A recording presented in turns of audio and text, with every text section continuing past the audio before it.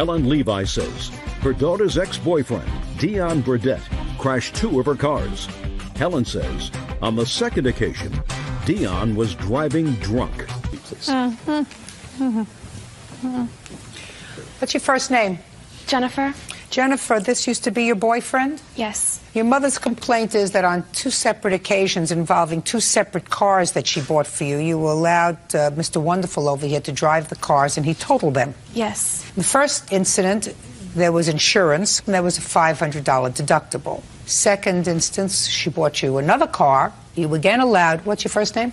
Dion. Dion, to drive the car because you don't learn from your mistakes. And he totaled the second car. Yes. Then you decided you had enough. Yes, that's correct. When was the first accident, Dion? January 26th. Tell me about that.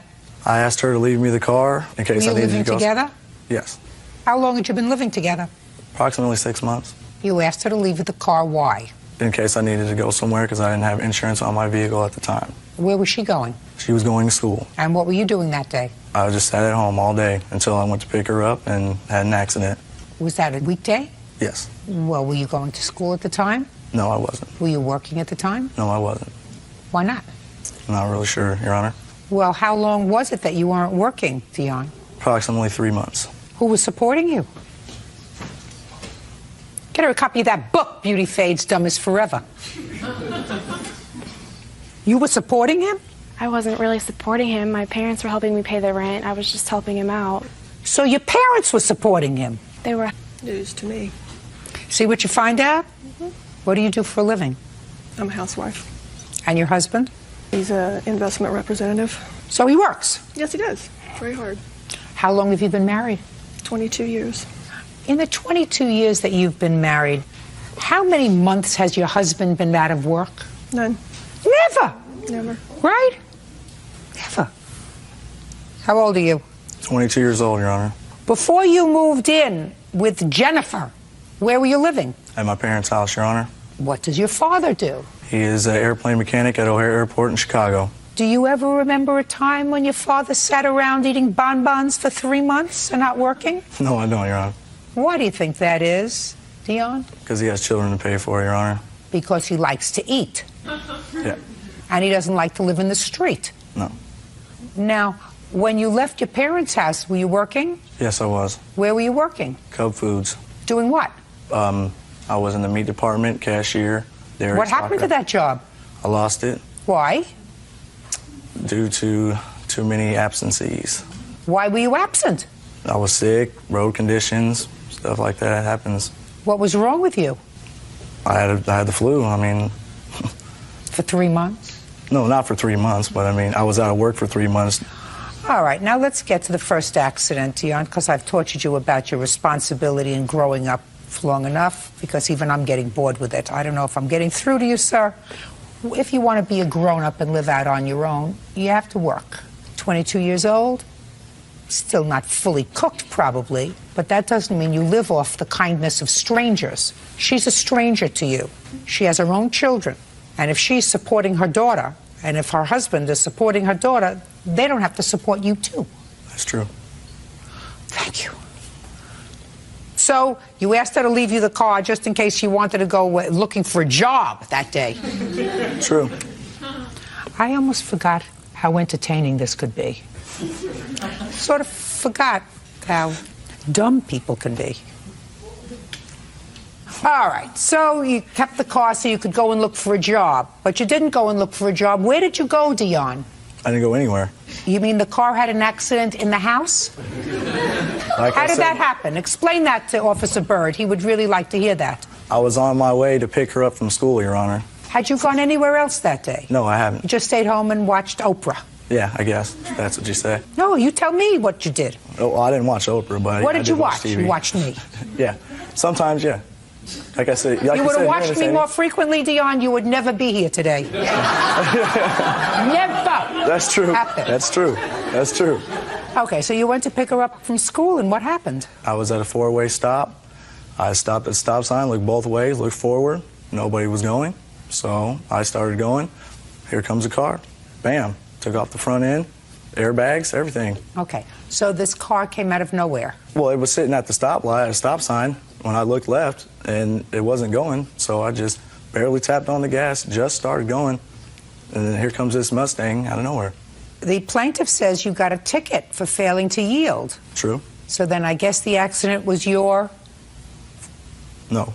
Did you pay the ticket? No, I didn't. Did you have a trial? Yes. Were you found guilty or not guilty? I didn't go. Well, if you didn't go, then you were found guilty? No, I wasn't, because they still got the insurance money. We're not talking about insurance money, we're talking about ticket. You got a ticket for failure to yield. My question is a very simple one, Dion. You have to pay attention. I know you've been resting your brain for a long time, so you should be able to pay attention to what I'm saying to you. Ticket. Did you pay the ticket? No, I didn't pay the ticket. Was the ticket dismissed? Yes. Was it dismissed after a hearing? I'm not sure. Oh, I don't even want to go there anymore. Right? All right. So that's the first accident. And that car was totaled. You had a $500 deductible. Correct. When your daughter called you and told you that the boyfriend had totaled the car, what did you say to her? I didn't know the boyfriend had totaled the car right at first. It was some time before I found all the facts. She told you she had totaled the car? She said it had been wrecked. How did she tell you it had been wrecked? It went through a stop. It went Intersection. The road conditions were icy. Had a lot of ice on the road. Who did she tell you was driving? I finally dragged it out of her that he had been driving. Did you lie to your mother, Jennifer? I had just told her that I was the one who got in the wreck because I didn't want to have to deal with... Yeah, I didn't want to deal with the whole... All right, now that was January 26th. And then you said, okay, I'm going to get her another car because she needs a car to go to school. Right. How much money does your husband make? Not enough to be buying her a car every year or two because he wrecked it. Now, when did you wreck this second car, Dion? On or about May 20th. Tell me about that. I had dropped Jennifer off at approximately 10 o'clock p.m. Where? At her friend's house. Told her specifically... Was this a Saturday or a Sunday? Saturday. Where were you working then? I was, believe... That's not so long ago, sir. Where are you working now? Painting. Portraits? Houses? No, houses. Houses. You're going to have to stop paying me if you enjoy this job so much.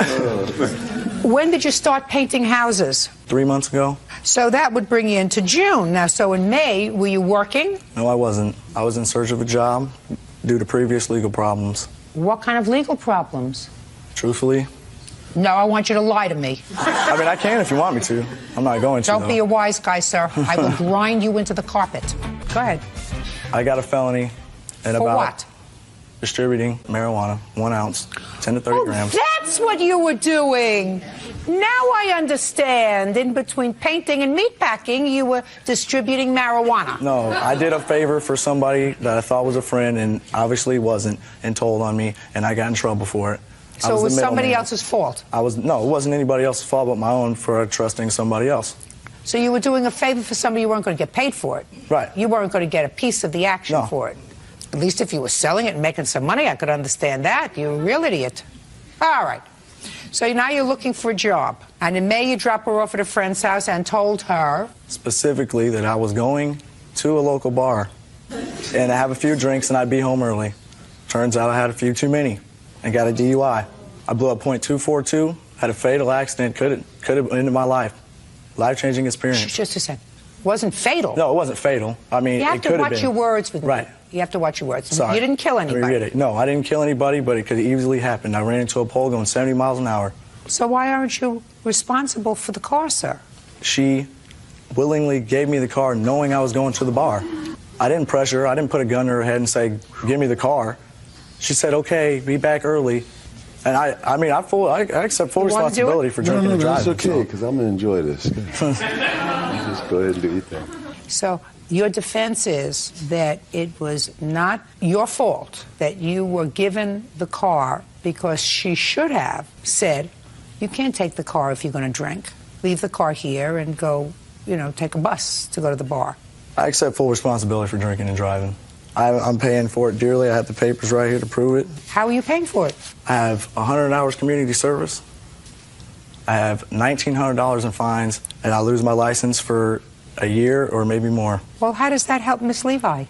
I've given Jennifer $600 already. You've given her $6, is that right? That's correct. Okay. So you accept responsibility for this accident. It's not Jennifer's fault. No. Jennifer is stupid. It's not Jennifer's Jennifer's fault. going to read the book, cover to cover, backwards and forwards. Don't hook yourself up with a loser. If you hook yourself up with a loser, you're a loser. What kind of school are you going to? At the moment, I'm just working full-time. I'm trying to save money so I can go back to school. If you're going to school and moving forward and your family is trying to help you get there, you don't hook up with a loser who's unemployed. You don't hook up with was he arrested for this distributing marijuana while he was living with you? No, that was way before I met him. But you knew about it. I did find out about it eventually. Well, it seems to me Dion kept a lot of things from you. Judgment for the plaintiff in the amount of $3,400. Thank you. That's all. Cynthia Aseltine and her daughter, 19-year-old Danielle Ireland, are suing Cynthia's former landlord, Sidney Neese, for the return of a security deposit, moving expenses, and damages from an assault. All rise. Now, this is case number 40 on the calendar in the matter of Aseltine Ireland versus Neese. Parties have been sworn in, Judge. You may be seated. Sir, have a seat. Who is Miss Ireland? I'm Miss Ireland. Aselton? Aseltine is my mother. Miss Aseltine, according to your complaint, you, not your daughter, but you, rented a room from the defendant. Yes, ma'am. And you found that room on something on the internet called Craigslist? Yes, ma'am. And signed a month-to-month lease. I did. When did you sign that? March 1st, 2007. Where had you been living before that? I was residing in an apartment which I shared with my daughter, and she decided to move out on her own and get her own apartment. So I thought it would be good for me to move into a place where I could save a little money, maybe meet some new people, until I was able to purchase my own home. How long had you been renting rooms? I've been renting rooms for about 4 years. What kind of property do you have? I have a home in Elk Grove, California. How many bedrooms? 5 bedrooms. How many tenants do you have? Currently 1. How many tenants did you have when you had Miss Aseltine? Just myself and Cindy. And it was a month-to-month tenancy? It was.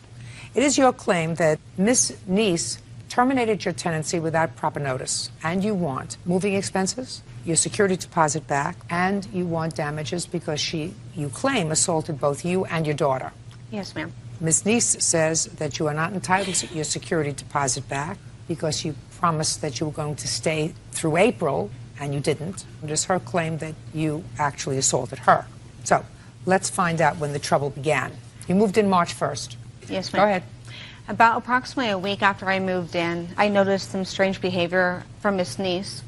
When I was in the home alone, and especially when I had company over, I would notice some outbursts. It seems she was talking to herself, kind of laughing out loud. She'd walk through the home when I'd have company over and bang anything that would make noise, opening and closing compulsively the garage door. The washer was close to my room, so she'd slam the washer door up and down.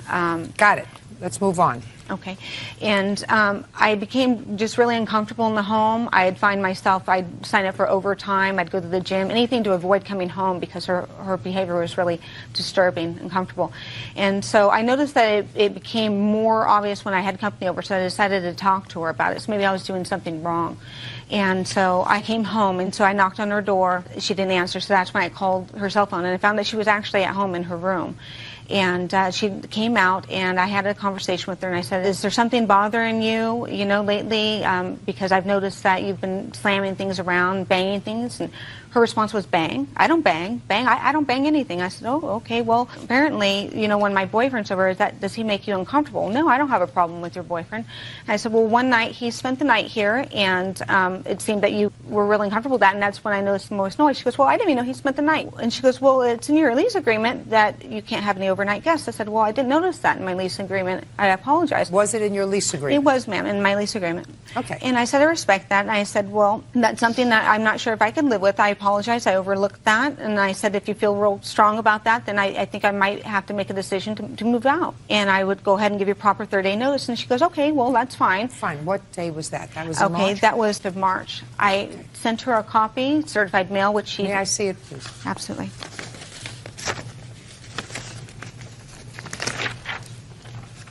That was sent regular mail as well as certified mail, which I have a receipt there. Ms. Neese never picked up the certified copy. Okay, and you received this letter terminating her tenancy? Yes, I have Fine. it right here.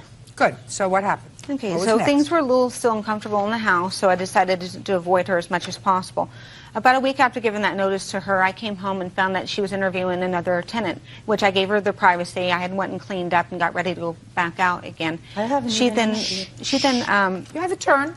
Okay. Right now, plaintiff is talking. Okay. Go ahead. after I had finished and cleaned up and the person had left, she had come and spoke with me and said, okay, well, when are you going to be moving your furniture out? I understand, I received your 30-day notice. And I go, well, I can start putting it in storage soon if you really need the space, because she was saying that she wanted to offer that space to the tenant. She goes, well, that's your right to keep it there for the remainder of the month. And, things seemed to be okay then, but she was still exhibiting some behaviors that I just didn't feel that. I understand. You were moving out for a reason. Keep going. Absolutely. And so I had received a phone call on March 31st.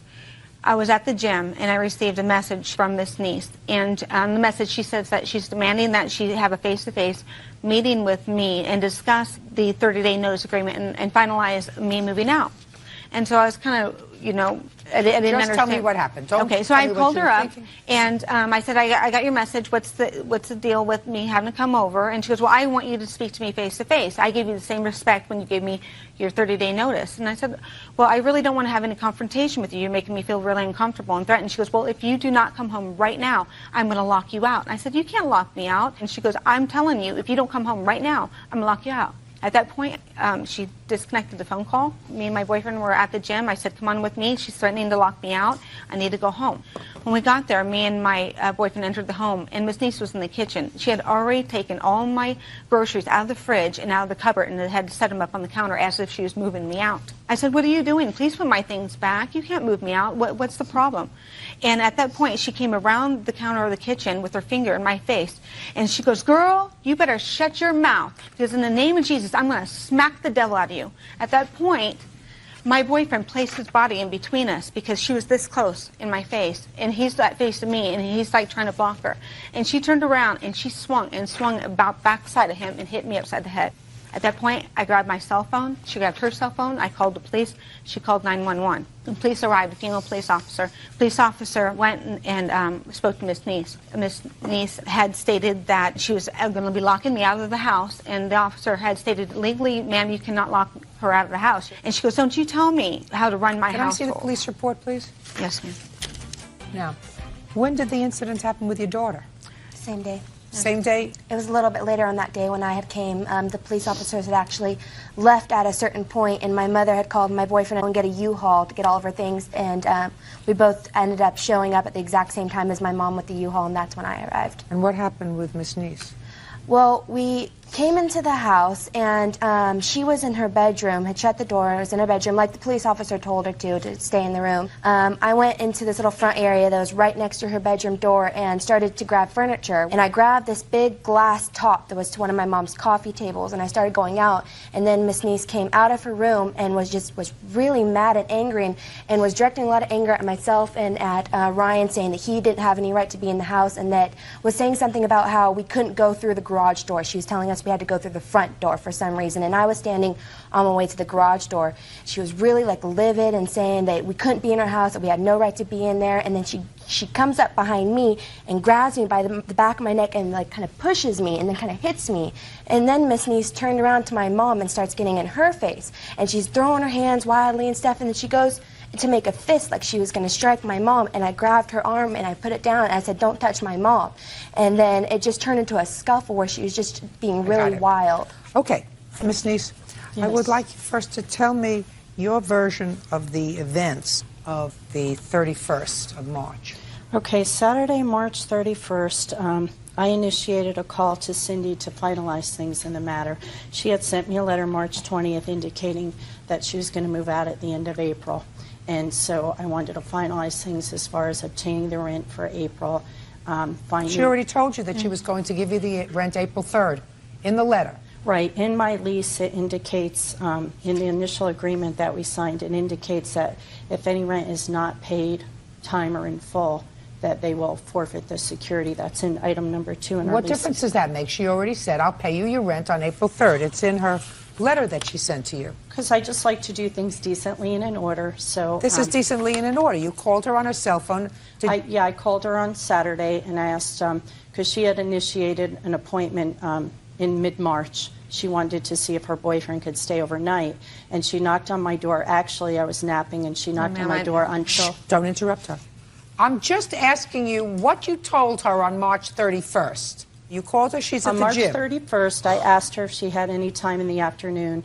I said I'd appreciate if we could finalize things and, you know, get the rent. So then she started cursing at me, and she started getting really violent on the phone and calling me up.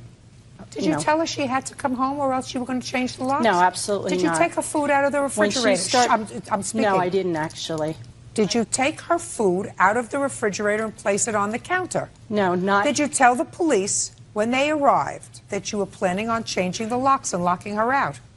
When she started cursing at me on the phone, because she, by the way, she's been pretty violent before, so when she came home from the gym, she came home and she kicked me, which I have a photo of the bruise on my leg from when she kicked me then. At that point, I had called the police, and because I had wanted to have her arrested. So when they came over, they kind of separated us, got both versions of what had happened, and so I didn't have her arrested at that point. The police found you very agitated, Ms. Neese. According to all 3 police officers who arrived at the scene... Well, she assaulted me. I have pictures. She admitted biting me on the arm. There was an altercation. There's no question there was an altercation. Well, I actually didn't touch her or her daughter. Both of them came home. She called her daughter, and they both came in, and then they assaulted me in my room. And that's why I had called the police a second time. When I was on the phone with the police, I was terrified. They said, "Where are you?" I said, "I locked myself in my room," because I was afraid they were going to come in again. I have pictures of the door and from when they tried to barge in my door. All the bruises, they hit me. What do you do for a living, Ms. Neese? I'm an insurance broker. For a company? For myself. I have my own agency. And I'm going to school for court reporting. So you operate out of your home or out of an office? I'm usually on the road, but my office is out of my home, yes. So you don't have an office other than at your home? Correct. And how long have you been doing that? 5 years. You make a living at that? Yes. The last time you had a tenant prior to the plaintiff, what was that tenant's name? Prior to Cynthia? She was the first tenant in that home. So you'd never had a tenant? Not in this home. When I was in the Bay Area, I've had tenants. She was the first tenant in this home. Judge, I have some information regarding the tenants in the Bay Area. Cynthia Aseltine and daughter Danielle Ireland are accusing Cynthia's former landlord, Sidney Neese, of 2 assaults. Now, you wanted to say something? Yes, San Mateo County Courts, there's 3 claims regarding Ms. Neese in regards to tenant-landlord. 2 times she was a defendant and 1 she was a plaintiff regarding the same situation, withholding deposits. Can I see and so that? forth. Actually, I didn't print it out, but if you go to San Mateo County Courts, it is public record. You had 3 landlord and tenant actions while you were there? One is a plaintiff and one is a defendant? I'm not sure what she's referring to, but it was just probably a lack of, my income. But with regard to this... I'm not talking about... I'm asking you whether you had 3 previous landlord and tenant actions. I think there was 1, and it was just because I was having problems, with cash flow, but they have since been paid back. One was that she put a stop pay on a deposit as a tenant herself. That sound familiar? I'm not sure what she's referring to, but I would appreciate if we could talk about this case today and why, I don't believe that I owe her the security deposit. You absolutely owe her the security deposit. There's no question that you owe her the security deposit. Okay. You told her to leave. I've read the police report. You said you wanted her out that day. She left. She did not stay the month of April, despite the fact that she said she was planning on paying April's rent. You absolutely owe her the security deposit. There's no question about that. Well, because she assaulted me, and I had to put out expense. She didn't return the key when she moved out. I believe that this was an unfortunate circumstance, that everybody's tempers got very flared up. Actually, on that. Mine did not. Well, not according to the Ms. Neese. According to the police, the only person assaulted by her and her daughter, Neese, and her boyfriend had to pull them off of me. And the police department. When I'm speaking. When I'm speaking, don't speak. Okay. Clearly, not only did you claim that they were assaultive, you I have also. I'm speaking. I'm speaking. Do you hear me speaking? You also claim conspiratorial behavior on the part of the police. You weren't satisfied with the police officer who came. You demanded their supervisor. 2 supervisors arrived. They couldn't calm you down. You demanded their supervisor. So everybody is in a conspiracy against you. There's something not right, Miss Neese. All of that is clearly contained in the police report. I assume you have a copy of it. The copy that I obtained from them does not contain that information. That's not what they had given me. They May not be what they gave you, but that's what I have. Okay, can I show you the pictures of my bruise? Absolutely. And actually, I still have them on my body. Absolutely. Show me. This is a picture of when she bit me in the arm. She absolutely acknowledges that she And bit you in then, the arm, and she a says she bit bruise you. on my I'm breast. speaking. Don't you want to hear me speaking? She absolutely acknowledges that she bit you in the arm so that you would let her go. Absolutely, ma'am. Okay, can I tell my version of the story, ma'am? When Yes, I contact do. the police department. What had transpired, basically, the whole issue, when she first, in the initial ad, I indicated no alcohol, no overnight guests, and she breached both of those. She was drinking a lot while she was there, and she was having overnight guests, her boyfriend. And I never even said anything because I didn't want to get into it. But then she mentioned, she talked to me that one day, and I said, no overnight guests. Are you okay with that? So she gave said you notice. yes. Listen, I got it. I have other things to do today. She said, I'm moving. She sent you an appropriate notice that she's moving. Move on with it. Get to the 31st. Right, but then she didn't pay the rent, and so I wanted No. She has no obligation to pay the rent on March 31st. None. And if you demanded that she come home from the gym... I didn't demand that she came home. I called her on the cell phone, and I said, do you have any time this afternoon? What's your availability? I don't think you should have roommates. I don't think you should rent rooms to anybody. I don't. I think that you are a very, very nice lady who clearly should live alone, not with anybody else, because you can't make rules for adults. I mean, she's an adult lady. She's not a teenager. You didn't rent to a teenager. And if you don't like other people living in your house because other people aren't going to do things the way you do... Well, it's not that I want to do things the way I want to do. Don't. But when I rent rented a room. They said no overnight guests. When Absolutely I rented, right. They set their And she said guidelines, I didn't. And I honored them. So if she didn't want to... Do you take medication? Do you take medication? No, ma'am. You should. Because I've already told you 4 times, this is the 4th time, that when I start to speak, you have to stop. Okay. You can't. There's something that's not working right. You owe her security deposit, which was how much? It was $500. Did either of you seek any medical treatment for your injuries? No, yes, I did. I'm not talking about you. Now, where did you move when you moved? I was actually homeless for 8 days. I was allowed to stay at my boyfriend is roommate with another roommate, and he was out of town. That's fine. Don't make up things as we go along. You weren't homeless because you were able to sleep someplace. Well, yes. I mean, I was without a permanent... Fine, and then you found someplace. Yes, ma'am. Perfect. Whole thing is very, very unfortunate. Really, very unfortunate. You want to say anything to me? No. You want your security deposit back? Absolutely. You got it. Judgment for the plaintiff in the amount of $500. Your counterclaim's dismissed. That's all. How does that do you to make stuff out? 23-year-old Crystal Howell is suing her neighbor, Rory Bays, for money owed on a 1989 Mitsubishi Montero she sold him. Rory claims it was never a legal sale. Miss Howell, you sold the defendant a used car. Correct. For $1,900. That is correct. He paid you, according to you, $900, and the understanding was he was going to make payments for the rest, the other $1,000. Within a relatively short period of time, the engine blew up in this car. What year car was it? It was an '89. However, I would like to point out that at the time he bought the vehicle, he was aware of... Just don't tell me what he was aware of. Okay. You can't tell me what he was aware of. Can I tell you Unless what I told him? No. Okay. What you can do is you can show me a bill of sale. Yes. Would that Bill be of the sale. title? Or I have a contract, a bill of sale. Written agreement. There you go. So this is a 1989 car, which is now 18 years old. And you sold it to him for $1,900. And he says Arblaze is responsible for the purchase of this 1989 Mitsubishi, payments, what the delivery payment was, and how they were supposed to be made, the rest of the payments, when they were supposed to be made. Nothing about the condition of the car, nothing. That's all it says. So you can't tell me what you told him, you can't tell me what he knew, you can't tell me anything else, because anything else should have been in this contract. Do you understand? Law does not permit you to go outside the 4 corners of this contract. So you were selling him this car. It blew up after him. No, not as is. You did not say that here. Do you understand that? Good. So the car blew up, but that still doesn't relieve you, sir, of the obligation of paying for the car. Do you understand that? Yes, ma'am. Except you say that she didn't have clear title to sell you the car. No, ma'am, she didn't. That when the car blew up, you went to try to take it to a salvage for the purpose of, put your hand down, for the purpose of getting some money, so you were going to pay for it. Correct. And you didn't have clear title to the car. Correct. May I interject? Yes. The person that I purchased it for never took his name off the title, which I was unaware of because the automobile then that he's I absolutely bought. right. You did not give him clear title. But listen to me. Automobile dealership that I purchased it from is responsible for transferring the title. Listen to me. What he's saying is, and he's absolutely right, I have a copy of the lien right here, ma'am. I'd like to see it. You did not have clear title to sell him this car.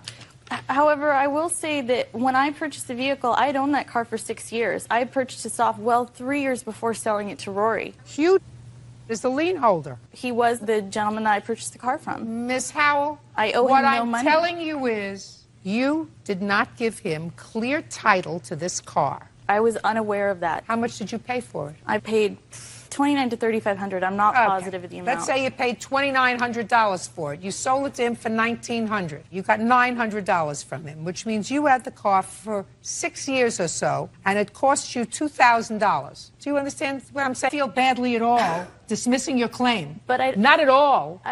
Because this agreement that you just gave me is void because you had no right to sell him the car. And I don't care what you put in it in order to maintain it.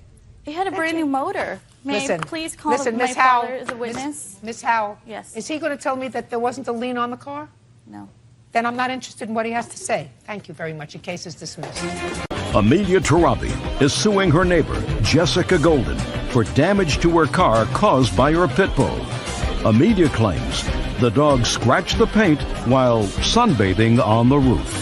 Mr. Robbie, you and the defendant are neighbors, and according to your complaint, the defendant has a couple of dogs, large dogs. Yes. You had a new car, and it is your claim that her dogs jumped on both the hood and the roof of your car to get the sun and cause damage and scratching to the car. You want the defendant to pay for that damage. And in addition to that, you say that you were forced to park in the street at some point and got a parking ticket. You want her to pay the parking ticket. Forget the parking ticket. You park in the street, that's your problem. Let's get to the scratched car. What kind of property do you live in? Do you live in a condo unit? Do you have a private house? We live in a duplex, so it's just the two of our units, and there's a long driveway, and there's a gate which sections off the back where we park our cars. We're both allowed to have 2 cars back there. Is it a backyard? There's a yard, and there's also a concrete driveway, as well as garage space. Did you ever see the defendant's dog? Yes. When? It was about a week after I noticed the damages. When I got back from out of town and I noticed the damages, I called her and I told her what had happened. Tell me what you saw. I saw dog scratches all over the hood of the car. I understand you say that the car was damaged and scratched. A week later, you saw her dogs on the car. Tell me exactly what you saw. Okay. I looked out of my kitchen windows. I was walking by it, and I saw her dog on top of my car on the roof, where there would be a sunroof, laying on the roof. Were her dogs regularly in the backyard without being leashed? Yes. Did you ever discuss that with her? Yes, but it was just something that was put to me that that's what I got this apartment for, and my dogs are going to be in the yard. So there was nothing I could do about keeping her dogs in or out of the yard, and they'd start barking at 7:30 in the morning until 10 o'clock at night, but they had never caused damage to any of the vehicles back there before. Did anyone else see her dogs on the top of your car? Yes, the day that I looked out of my kitchen window, my friend Andrew was over, we were having lunch, and I saw the dog on my car, and I ran down the back stairs to shoo the dog off of my car, and Andrea was still upstairs. Your last name? Labe. Tell me what you saw, Miss Labe, and if you remember the date, I would appreciate it. I don't remember the exact date. It was mid-October. Okay. I was over at Amelia's house. We were in her kitchen. She happened to cross by the window that looked into the backyard. She looked out the window and said something to the effect of, "Oh my gosh," and ran down the back staircase. I went over to the window to see what she had seen, and as I looked out the window, I saw a white and brown pit bull sitting on the top of her car sunbathing, just kind of laying there sunbathing. And as I continued to look, I saw Amelia go into the backyard and shoo the dog off the car. It proceeded to simply get up, walk down the front of the car, and get off the car. You have pictures of the damage? I do. I'd like to take a look at it. There's also pictures of the layout of the backyard and all of the scratches. And there's a picture of the dog as well.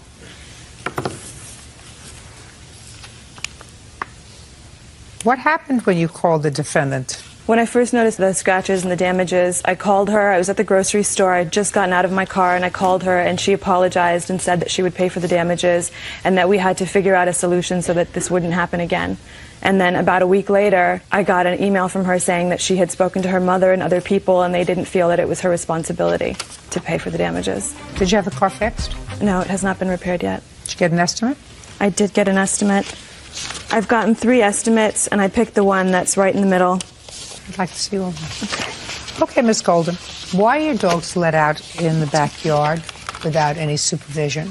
Well, it's a fenced-in yard, and that's part of the reason why I moved there originally, because it's so hard to find yard in Los Angeles. So I thought it would be great that I could have a yard for my dogs. But there is a 3-car garage that she could park her car in that she just chooses not to. If she actually thought there was a problem with my dogs, but my dogs have never... They were on the hood of her car. I've never seen my dogs... I don't care whether you haven't seen it. There's no question. I don't care whether you've seen it or not. That's fine. They saw it, and she saw it, and I absolutely believe them that your pit bull was taking a sunbath. This is the first I've ever heard of that, so I've never... She never told me that. That's not... She said that the car was scratched. No. When she came to me... Miss Golden, she came to you and said her car was scratched. She wanted you to pay for it? Yeah. She didn't say to you, I just saw your car? Absolutely not. The dog? We were in my bedroom. She came to me very casual and said, this was on October 8th, and she said, there's a couple scratches on my car that your dogs did. I go, that's no not worries. true. It was like, it was just something that came out of her mouth. Oh, no. I Miss said, Golden, no worries. that's not true. That's not true. No, my dear. It is That is true. absolutely not true. It is true. I wasn't even I mean, back. you could say it, and I can say it. We were sitting. I she was guarantee sitting on you. my bed. Listen I to me. remember. I guarantee you, the last word will be mine. Playpen. This is my playpen. She does not look like a nut, and her friend does not look like a nut, and there would have been no reason for her to come across to your house that day unless she and her friend, who I absolutely believe, saw your dog. I mean, your dog wasn't doing anything terrible, wasn't chewing off somebody's leg, but was taking a sunbath on her car. And my question to you is, it's nice to want to have a nice backyard, but when you signed your lease, you also knew that the defendant had the right to park her car back there, as you do. Well, because of this, I've had to get rid of the dogs. Just a second. Does your lease provide that your dogs can be in the backyard unsupervised? Absolutely. Let me see it. Her lease. I don't have the lease. It doesn't say anything about the dogs, but I'm allowed to have full reign of the yard. I just want to see, yard. just a second. I just want to see that your lease provides that you're allowed to have dogs that have full reign, unsupervised, in the backyard. Show me that. I don't have my lease with me. I have emails from the landlord saying that she was in Don't violation tell of the me lease. what the emails from the landlord are. There's cats also that are in the yard, and raccoons and possums, and we have fruit trees with rats, so a lot of animals come into our yard. That's very possible. So I have pictures of cats that were in the yard. You have pictures that were of right cats. next to Just a second. Do you have pictures of cats that were on the roof of her car? Absolutely not, but neither does she. She doesn't need any pictures. She has a witness who I believe. I have 2 60-pound dogs, and if a dog were to go on the roof of her car, I'm pretty sure that it would dent the top of her car. You have an expert? My question is, do you have an expert witness here to testify that if a 60-pound dog sat on the roof of a car, it would dent it? Not with me today, but the well, people today that I is when you were called, supposed to come to court, Miss Golden. Today is when you bring your witnesses. I couldn't get anybody to come because they all had to work, and nobody wants to deal with court. I'm not interested in sad stories. I'm telling you, I'm not interested in cats in the backyard, in raccoons in the backyard, unless you have pictures of them or somebody saw them on the roof of her car. She has a witness who I believe, and I believe her, that the reason she came to you was because she had this happened a week before, and she had no idea how it happened. Until that day she looked out the window, and unfortunately for you, she saw one of your dogs taking a sunbath on the roof of her car. I absolutely believe her. Otherwise, she would have come to you immediately and said, listen, I have to pin this on somebody. I might as well pin it on your dogs. Right? Well, I didn't want to pin it on anybody, but I knew it was her dogs because they were in the backyard unsupervised, and there was 3 of them. I don't care whether it was 3 of them or not. She could have had 30 dogs unsupervised. Unless you saw one on the roof, you weren't going to convince me that her dogs are responsible. She continued to park her car there for a month after this had already happened. She what? If my dogs did it, why would she continue to park her car where my dogs were and continue to let her car be damaged? What would you prefer that she do? Rent a car we have a space someplace driveway else? that fits outside of the gate where my dogs usually are. There's a driveway that fits 4 cars. Where do you park your car? I park my car in the gate, but sometimes I park it outside of the gate. But you park your car behind the gate. Shh, listen to me carefully. You live in Los Angeles? Yeah. Is there a reason you park your car behind the gate? I park my car behind the gate because I have a son, so it's easier to let him in and out. How old is your son? 2 years old. So he gets in and out of the car by himself? No, I'm saying. So what it's difference does it easier make whether you when park I pull the in the car back, in the gate? like have the groceries and everything. I'm not Ms. Golden, worried about you got an letting answer him out. for everything. Charging for the plaintiff the amount of $2,400. That's all. Go get the car painted. That's all. Susan Jane Schoonmaker is suing her daughter, 20-year-old Heather Huddleston, for stealing and pawning her wedding rings. Heather claims she had her mother's permission. Ms. Schoonmaker, this young lady is your daughter, and according to your complaint, she owes you some money. She owes you some money because, as a result, according to you, of her drug abuse, she fell behind in her rent. She and her boyfriend, and she came to you for money, and you gave her jewelry to pawn. She pawned the jewelry. She was supposed to get it out. She didn't. You lost the jewelry. You want the money. Is that right? Well, she also stole my wedding rings out of my jewelry box and pawned them without my knowledge. For how long has your daughter had a drug problem? I didn't know that she had one. She told me it was her boyfriend. When she came to you and asked for money, she told you that the boyfriend had a drug problem? She said that he was spending money on things he shouldn't and stuff like that. So then why in the world would you give her jewelry to pawn? I gave it to her so she would have a place to live. I didn't want her. Why couldn't she come home? I have other children that I don't want exposed to the lifestyle that she was doing. Well, just a second. I thought you said there was nothing wrong with her lifestyle. It was the boyfriend. And I don't know what her lifestyle was. I know that she was spending money and doing things that she should not be doing. Then you That's the reason that you she shouldn't have left. given her your jewelry. You're right. So then what are you doing in court? I'm doing it in court because she stole rings from my jewelry box that I had no knowledge of. I want you to forget about the pawn jewelry. Right. And I think that you knew what her lifestyle was, and that if you gave her jewelry to pawn, there was no legitimate expectation of you getting this money back, because drug abusers don't return money. Drug abusers put money in their arms or up their noses. Right, Miss Huddleston? Yes, ma'am. Your mother says that after she gave you this jewelry to pawn, which you did, you stole some property from her. Did you? That's not true. Well, tell me about these wedding rings that she said that you took. The wedding rings she never wore, and I came upon a time when I needed money for rent, and she told me to go ahead and take the jewelry out of her jewelry box, the wedding rings, to pawn them so I could pay rent, because she never wore them. She hasn't worn them in 5 years. That's not true. What other jewelry did she give you? Previously, she had given me a bag of gold necklaces and a ring that my grandmother had given her. She offered it. I never asked her for money. I told her that I was having problems, and she offered it to me. That's not true. What kind of drugs were you or are you involved with? I was smoking marijuana, and she knew. And the boyfriend? Anything and everything. But not you? The only thing I ever did was marijuana.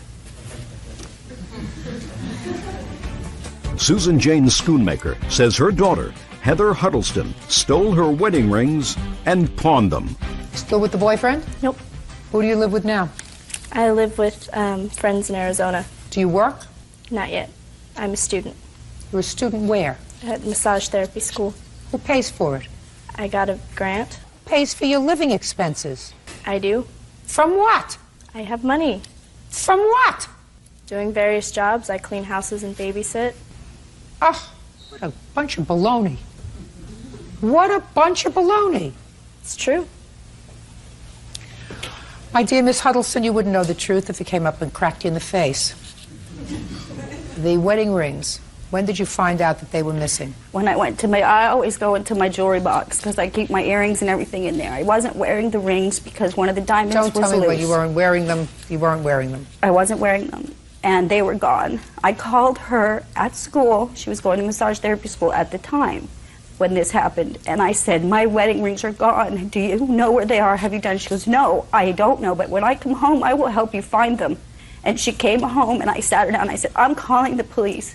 And once the police are involved, if you're involved, you're going to jail because I can't stop it. And she said she took them and she pawned them and she thought she could get them back in my jewelry box before I noticed. That's what drug addicts do. I know. Not casual marijuana smokers. How much were the wedding rings pawned for? $150. Did you go to the pawn shop to try to get them back? I didn't know what pawn shop it was, and her boyfriend called me and told me after she left him for no reason, he didn't even know that she had left him, that he went down to the pawn shop because that's where he gave her the money to go down and pick them up and bring them to me. She told me she was on her way to my house to do laundry and bring me my rings and never showed up. And this is the first time I've seen her since then. The pawn shop had sold all the rings a while ago. A guy that she met on the internet. One guy? Or One friend? guy with his old girlfriend and his baby. How old is she? She'll be 21 in December. I've tried to help her. I don't know how else to help her. And I feel like she needs to start paying for the things that she's doing. And I just thought here at least she would start seeing what her actions are going to start becoming. They're going to get worse. I don't want to have to pick her up in jail. And I won't. Sometimes you have to hit rock bottom before you're ready to turn your life around. That's what I'm hoping. When did she leave home? She left home when she was 19. To go to live with his boyfriend? She knew him a week and left. Who else lives at home with you? My 17-year-old daughter, my 12-year-old daughter, and my 10-year-old son. You know what these rings were appraised for that she took? I went in and I got an estimate on what it would cost to replace all of the rings. Not all the rings. No, I know, but it has just them separated. My wedding ring and my engagement ring set is on here. $28.99 for the engagement ring and $880 for the wedding ring. Are you still married to the man who gave you the rings? Yes, I am. We've lived together for 16 years. He's not her father? He's not her father. But you'd never know the difference. Anything you want to say? She told me that those rings were remnants of an unhappy marriage and that she was happy to get rid of them. And that's why she let me pawn them. And I never said that. I just think it's really funny, you know, she was helping me out, and now because she's getting in trouble from my stepdad and my grandma, she's got to turn around and blame it on me, and I just don't think that's fair. What do you think is fair? I didn't do anything wrong. She gave it to me. You did do something wrong. You came to your mother and you said, I got a drug addict boyfriend, I'm behind in the rent, you were living a lifestyle that was inappropriate, and you came to your mother, who clearly is not a rich lady, because if she was a rich lady, she would have had the money to give you for the rent. She didn't, so all she had was this bag of jewelry, and you're a big girl. You chose to be a big girl. You chose to move out of your house and live on your own. I never asked her to help me. She offered to help. How would she know that you needed anything unless you came to her and said, I don't have rent? Listen to me. How would she know that you needed money unless you came to her and told her that you didn't have rent money? Because I came over one day and I was upset. And like any caring mother would, she asked what was wrong. At least I thought she was caring. Sorry. You got to do the right thing. You still have time. If you continue to make bad choices in your life, you know what's going to happen. You're going to end up being, instead of a 20-year-old bum, a 40-year-old bum. If you lie down with dirt, you get dirty. Did you ever hear that expression? Did everybody say anything like that to you? If you lie down in dirt, you're going to get dirty. And it sounds to me like you went from the frying pan into the fire. It's not too late. You're still a young girl. But you better start making right choices. Because if you don't make right choices, you're going to end up a 40-year-old dirty girl instead of a 20-year-old dirty girl. Judgment for the plaintiff in the amount of $2,500. That's all. Parties are excused. You may step out. Timothy Glenn says ex-landlord Elena Chavez owes for an illegal eviction. Elena is countersuing for a security deposit, the return of property, and sexual battery. Is this your son? Yes, ma'am. Would you ask the young man to wait outside until we're ready for him? Sure. If ever. Come on. This way. Thank you. You're welcome. Thanks. You're welcome. Mr. Glenn, according to your complaint, you rented a room from Mrs. Chavez with your son. Yes, ma'am. And you claim that she unlawfully locked you out of the apartment. Yes, ma'am. You suffered damages as a result of this unlawful eviction. You want returned your rent a deposit, your moving expenses, and punitive damages. Yes, ma'am. Ms. Chavez says that she never locked you out of the apartment. You left, and she is counterclaiming for a variety of things: stolen property, damage to the apartment, and sexual battery, as she will explain to me. When did you rent this room, and why were you looking for a room? My son and I were living in an environment that I felt was unacceptable for him. My work hours are late, and I wanted somewhere where I could consider him home at 12 years old. So I responded to an ad for a room for rent in a beautiful home, and I quote to you, cable, DSL, nice neighborhood. And I met Elena with my wife, and I told her that... Were you and your wife living together? No, at the time, no. I went through 17 months of self-employment, and financial problems prerequisited her to move in with her parents, and myself and my 12-year-old son to move into a smaller residence. We had a condo. Your son is not the product of this marriage? No, ma'am. So you were separated from your wife at the time? Yes. And we left and had a good conversation with Elena the first time I met her. And when was that? That was, I think, late May of this year. When did you move into the room? June... About June 28th. June 28th or something to that effect. She may have documents too. Is that right? When did he move in? He moved in July 2nd. Do you have a lease? Yes, ma'am. I can see it, please. This is for the first room, and this is for the second room. How many rooms were there?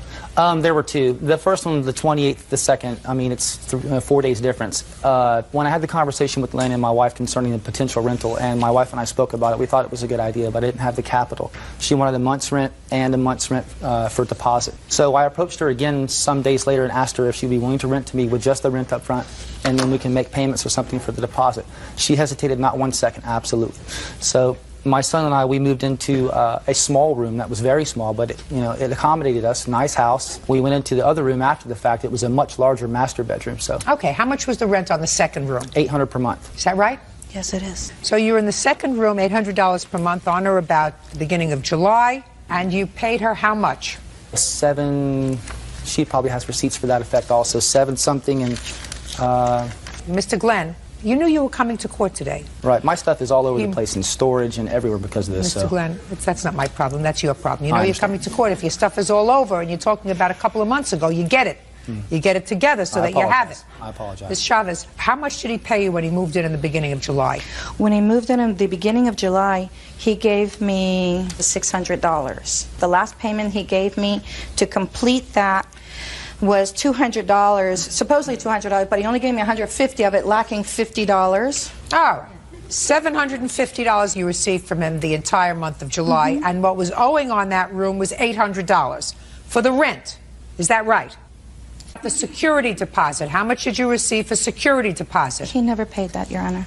Is that correct, sir? Not during the month of July. That's what I'm asking you. So the month of July, you never paid for the security deposit, No, ma'am. and you were $50 short on rent. Yes, Now ma'am. let's get to August. Okay. How much did he pay you for the entire month of August? $770. So for the entire month of August, you were $30 short in rent, correct, sir? Mm-hmm. And how much did he pay towards the security deposit? Nothing, Your Honor. Is that correct, sir? No, ma'am. And How much did you pay towards the security deposit in August? in the month of August, I paid $80 to her on the 26th, and I think I paid her $172 or something down to my penny in the 1st of August. So it's about $250 and 20 cents, roughly. For deposit. And an additional $770 For rent. For rent. Right. Yes. That's not true. I give him receipts when he gives me money, and She gives me receipts like this sometimes also. Just a second. In any event, there came a time, according to you, take your hands off your hips. Yes, ma'am. Came a time, according to you, in the month of August, that you told her you were leaving. Yes, ma'am. When did you tell her you were leaving? August the 26th, I was paid by a side job that I did. I'm an auto mechanic, fixed her car a few times, and said, Elena, let me give you $80, towards my rent, because I'm going to be about $80 short. She took the cash money, and she put it in her pocket, and she said, Tim, I can't put that towards the rent. That's got to go towards the deposit. And I said, okay, understandably so. But if you do that right now, I won't have the rent complete on the 1st. And she goes, it's not my problem. I don't have nothing to do with it. So I told her, I'm going to move out on the 1st. I'll make other arrangements, okay? That was Saturday the 26th, I believe it was. Okay. Sunday, we go to court, my son and I. Court. We went to church, and when we walked out of church, I turned my cell phone on, and I received a voicemail from Elena, and I can't quote you exactly, but the gist of the thing was, is I've been crunching some numbers, and you owe me $290 right now, she told me, and until I get that money, you will not get back in the house, and you will have to take me to court for your property. This is the day before school starts, and I have a 12-year-old boy, all right? So I called her based on that voicemail, and I said, do you want to call the sheriff, or do you want me to call the sheriff? Because I've paid you all the rent for this month. I gave her 80 bucks. You hadn't. You were still shy. But she is still required to go to court to evict you. So she says, okay, you know what? You call them if you want to. So I call the sheriff. 40 minutes later, they show up. I take my cell phone out. I play the voicemail for the sheriff. She said in the voicemail, you know, until you pay me the money, you're not getting your stuff. The sheriff said, I can't touch this. But if you want to go knock on the door, I'll stand there to effect the peace, okay? So I approach the door and I knock, very lightly, okay? There are people there, and Justin's mom was there also. He's one of the witnesses for her. And no one answers the door. The sheriff then decides to knock on the door herself, somewhat louder, okay? We know we've gotten attention at this point. No one will answer the door. Then the sheriff decides to take the flashlight. Knock, knock, knock. She's getting angry, the female deputy, all right? We see Elena through the door window go upstairs quickly, and she won't answer. Sometime later, Elena comes to the window and says, who is it that's knocking at my door? And she said, this is the sheriff's department, ma'am, I need to speak to you. And she said, go ahead. And she said, I need you to come to the door. And she goes, I'm not going to open the door for him. And she said, why not? And she said, because he owes me money. And the sheriff's department said, do you have an eviction papers? Do you have anything like that you can show me? And she goes, no, but he owes me money and I'm not letting him in until he pays. Justin's mom comes to the door to come outside of the house, and she walks out. When she does, the deputy puts her foot in the front door. And Elena tried to close the door on the deputy. And the deputy said, I'm not having that, and she bowled her way into the house. I think you'll get a chance. Do you think I need help? I'm sorry. You have to understand what I've been through. I apologize. Go ahead. This is unbelievable. The deputy then forced their way into the house, at which point Elena became completely irate. Just unbelievable. She almost sat on the ground going nuts. She told them I stole money from her. She told them that I broke her gate and that I exposed myself to her and her 2 children, all right? At this point, I thought about it for a moment and I said, I don't even want back in this house because I can't leave my boy here. Who knows what she's going to do? Do you have a police report? They did not make a police report. The answer is you don't. No, they didn't. Here's the case number if you want to call them and verify. Do you have a police report? I'd like to see it, please. Okay. You see what they both have. So the watch commander looked at me and he goes, do you want to be here? And I said, no, but I want my stuff. And he goes, well, you know, go get your stuff. So I went upstairs and started to get my stuff. And the whole time I've got my cell phone on, my wife is listening to it on speakerphone the whole time. And the watch commander said, can you prove this to me, what you just said? And she goes, yes, I can. She goes, Justin, Alex, and that's these 2 guys here. And they come downstairs with their hands in their pockets looking at the ground. And he goes, this woman says that he exposed himself to her and her kids. Can you testify to that? And Justin and Alex both looked at him and went, nope.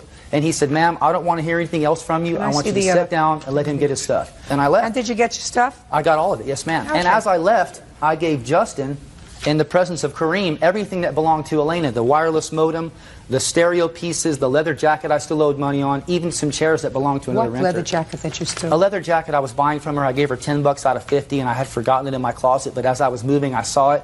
In his presence, I gave everything that belonged to her to him. And if I still have anything else, it's because I forgot it. I'm not taking nothing from her. Put your hands down. Put your hands down. This is just unbelievable. So I have a few direct questions to ask you, Ms. Chavez. Did you leave a message on Mr. Glenn's cell phone on or about the 26th of August? No, it was on the 28th, Sunday 28th. And what did you say in the message on his cell phone? That he needed to pay at least the $290 and that I wasn't going to open the door. He doesn't have keys because he lost them. And I told him, I'm tired of being your door person. He's broken my gate, trying to get over the gate to get into back, to get in the house. Listen, I asked you what you said. That he needed to pay that to get in the house and that I wasn't going to open the door if he wanted to come in. Listen to me. You cannot do that. You cannot lock him out. You cannot prevent him from entering. That's an illegal eviction. You cannot do that. I wasn't doing that. Yes, you were. Ms. Chavez, you absolutely were. I didn't change the locks. I don't care whether you changed the locks. Listen to me. I read the police. If he went and got his keys, he could have come in. I'm speaking. You were home when the police came to your door. Yes, I was. You refused initially to open the door for the police. For him. The police had to open Ms. Chavez! You refused to open the door for the police. You cannot do that. Now, When the police finally were able to gain entrance to your house and speak to you, what was the first thing that you said to them? I said I would let her in, but not him. And she said, fine, I just want to come in. So she came in, and we started talking. And she asked me what was going on, and I explained it to her. The first thing that you told the police officer as to why you weren't letting him in your house? Because he owed money, and I was trying to make an attempt to get him to pay some of it. Okay. Now we're going to get to your counterclaim. Take your hands out of your pockets. Yes, ma'am, I'm sorry. Your counterclaim is that A, he owes you for rent. B, he stole property from your house. You were unclear in your answer as to what property he stole. Do you want to tell me now? Yes, he took with him 2 towels, a rug, a VCR that I had loaned him. He never returned it. The cable transformers and the modem key that was given to him by Charter. He never returned those things. Okay. Do you have any of those things? Everything I thought was hers I gave to Justin, but I'm willing to look in my stores and see if I have the VCR still. I mean, you can buy a brand new 4-head stereo VCR for $20 at Walmart, right? I got it. Okay, so that's a lot of baloney. It sounded like a lot of baloney to me because it wasn't even listed in your answer. But what you want the most for is you claim a sexual battery. Yes. You want to tell me about that, Ms. Chavez? Timothy Glenn claims he was illegally evicted by former landlord Elena Chavez. Elena claims Timothy committed lewd acts. Now, you claim a sexual battery. Yes. Go ahead. The first time it happened was about the 3rd week of July. We were in the kitchen, my roommates, Alex, Justin, and we were proceeding to have lunch. Everybody fixes their own thing. And he came in, and he's very, happy, smiley guy. And he started talking about how easy it is for him to get women. And he proceeded to move his hips left to right with such force that his genitalia made slapping sounds, and he laughed about it. Oh, my. And I was like, totally grossed out, and I told him that it wasn't funny because he was laughing. He thinks it's funny. What else, Ms. Chavez? And other occasions he's done it before. He's Ms. Chavez, you know you're full of baloney. Yeah. I'm not. Hey, quiet.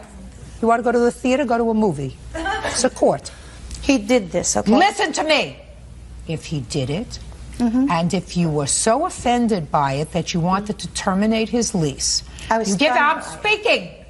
You give him 30 days notice in July, which is when you say this happened and say, I cannot have that kind of behavior in my home. You chose not to do that, so I cannot believe I'm speaking. So close your mouth, put on your listening ears. You chose not to do that. What you chose to do was to allow him to stay there and then illegally lock him out. And when push came to shove, you resurrected this baloney to justify your illegal activity. And what I'm telling you is you cannot do that. And it's a terrible thing to say about somebody, especially somebody who was the custodian of a child, especially that. Put your hand down. I am. Put your hand down. In addition, in front of them, and not more than once. Listen to me. You had an option. Your option was, I'm speaking. It's irrelevant that you spoke to him. If the conduct was so offensive to you, you give him a 30-day notice, which is your right. He is a month-to-month tenant, and he would have to leave. You chose not to do that. You chose, after this happened in July, according to you, I'm speaking, put on your listening ears, you chose, according to you, to accept rent in August, according to you, of $770. And if the conduct so grossed you out, all you had to do in July was say, I want you out. You chose not to do that. So I disbelieve how grossed out you are by any of his conduct. You cannot do what you did.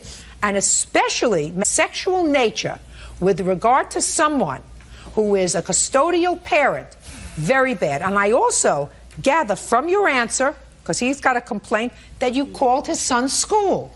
The very day he moved out, you called his son, I'm speaking, you called his son's school to say that he was no longer living at that address. What was the reason for that? The document states that I have to do that. Oh, show me. Show me the document that states that you have to call the day after he moves out. I called 3 days. Show me. Well, unfortunately, Mr. Glenn, this form that she has indicates that she has to advise the school within 3 days if you've changed your residence. Okay, well, that's not all she told the principal. Well, I don't know what she told the principal unless you have the principal here. No, he wouldn't come. Well, your allegation is that vindictively, and I guarantee you vindictively she made this call, but she is required to do it, and therefore I cannot in good conscience rule in your favor with regard to that part of your complaint. I think Ms. Chavez acted wrongly. I think she made an excuse for her behavior after the police told her that she couldn't evict you. I agree. She couldn't lock you out, and she said, well, you were a threat to her because you sexually battered her. You may have been guilty of poor judgment or poor taste in your storytelling, Mr. Glenn, but there is no evidence whatsoever of sexual battery. Is there? Right. Okay. Mr. Glenn, where did you go after you left her house? Well, I went to Kareem Pardini's house that night. We didn't know where we were going to go until about 7 p.m. Okay, so you went to somebody's house, you slept there. Where are you living now? Right now, we're living next door to my wife in Altaloma. We're on the way back again, and it's great. I mean, everything's coming together. Well, that's fine. So it worked out reasonably well, but I believe that you have to be compensated, not just because she refused to allow you in, because ultimately what you said was, I'm afraid to leave my son here because she's acting like a nut. Hey. So I'm going to take my son and go elsewhere because I can't leave him here, and she acted improperly. Whether it was a motel I'm speaking. I'm sorry. I believe the fact that she told the police this baloney story about sexual battery is worthy of compensation. And it's worthy of compensation because of who you are, because of the fact that you are a custodial parent. And I don't think that she has the right to use that as an excuse for her illegal behavior. Judgment for the plaintiff in the amount of $2,500. Your counterclaim is dismissed. That's all. Parties are excused. You may step out. Teresa Saavedra is suing Adam Rivas for taking and wrecking her car. In a separate suit, the Benedettos are suing Teresa and Adam for damage to their classic Nissan 300ZX. Who is Miss Saavedra? And Mr. Rivas? Why don't you folks have a seat, please, first, because I'm going to take care of this case first. Miss Saavedra, stand over there, because this case is a little complicated. I'm going to uncomplicate it for everybody. You own a car. Right. Or owned a car. What kind of car did you own? It was a Ford Speak Taurus. up. Ford Taurus. Mr. Rivas was your boyfriend? No. A friend? Yeah. According to your complaint, he stole your car. Right. You reported it stolen. Right. He was in an accident. Totaled the car? Correct. You want him to pay you the value of the car or $5,000 because it was worth more than $5,000, but that's the limit of small claims court. Correct. Mr. Rivas says that he did not steal your car. He borrowed your car. He had an accident that was not his fault, and he shouldn't have to pay for it. That's your defense. Yes. These are the people who were involved in the accident. So we'll get to their case in a minute. Okay. Because they are suing the two of you. You as the owner of the car, and he is the driver of the car. Right. You get it? I got it. Correct. So, Mr. Rivas, when did you take the car? Actually, we drove off the lot together with it, and she gave me the car. It was a gift. It was a gift. Is what you're telling me, sir, that you drove off the lot the day the car was purchased? Yes. Did this accident occur at that time? No. How much time passed before the accident happened? I would say about 3 weeks. Who purchased the car? She did. And in whose name was the car? Under her name. Who paid for the car? She did. And she gave you the car as a gift?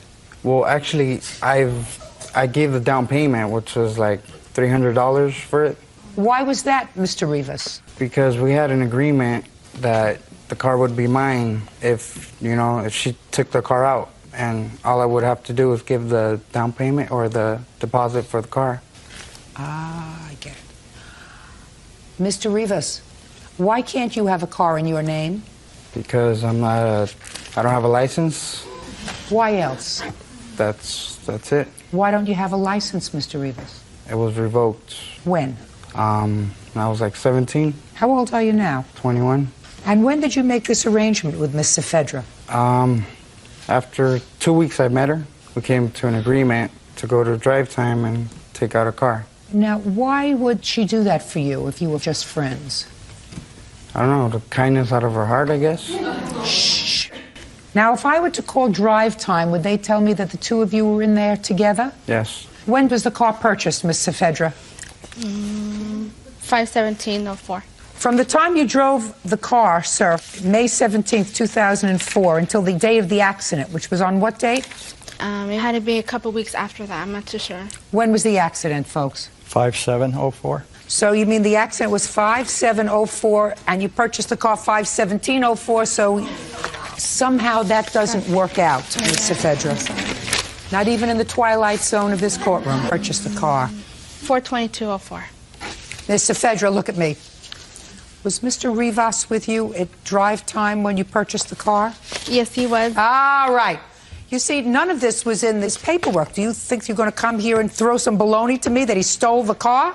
No. All right. From April 22nd, 2004 until May 7th, 2004, Mr. Rivas, did you have the car in your possession? Yes, I did. And you paid the $300 deposit? Yes, I did. Did you pay by check or cash? It was cash. Who did you give the cash to? To the car salesman. You have a copy of the contract? Yes. Does the contract say that there was a $300 deposit? Yes, right here. And does it say the $300 deposit was in cash? No, it does not. It was by check? It says the total cost of the purchase is on credit, including your down payment, which is $300. It does not say anywhere about being in cash. You didn't give him a check, though. No. So Mr. Rivas gave him cash. He never gave anybody money. Mr. Rivas drove the car out of the lot. No, he did not. Did you ever have the car in your possession from April 22nd until May 7th? Yes, I did. When? The day that I drove it off the lot, and about a couple of days after, and then I stopped, and then I met up with him, and then we... What do you mean you stopped? I just thought I wasn't able to go. I didn't go anywhere. So I was in my house. And then he called threatening me to kill me. So then I... Ms. Saavedra, do you think that I believe anything of what you're telling me now? I believe him. I believe him that you went to this drive time, because you didn't tell me anything about that in the paper. What you said in your complaint was he stole your car, and you reported the car stolen. And that's not what happened, is it? Well, it is. That's not really what happened, is it? No, it is what happened. I have a police report and everything that I had made. On what date? 5/14/04. On the 14th of May? Yes. That's a week after the accident. But he had took the car already. A week after the accident, you reported the car stolen? When did he take the car?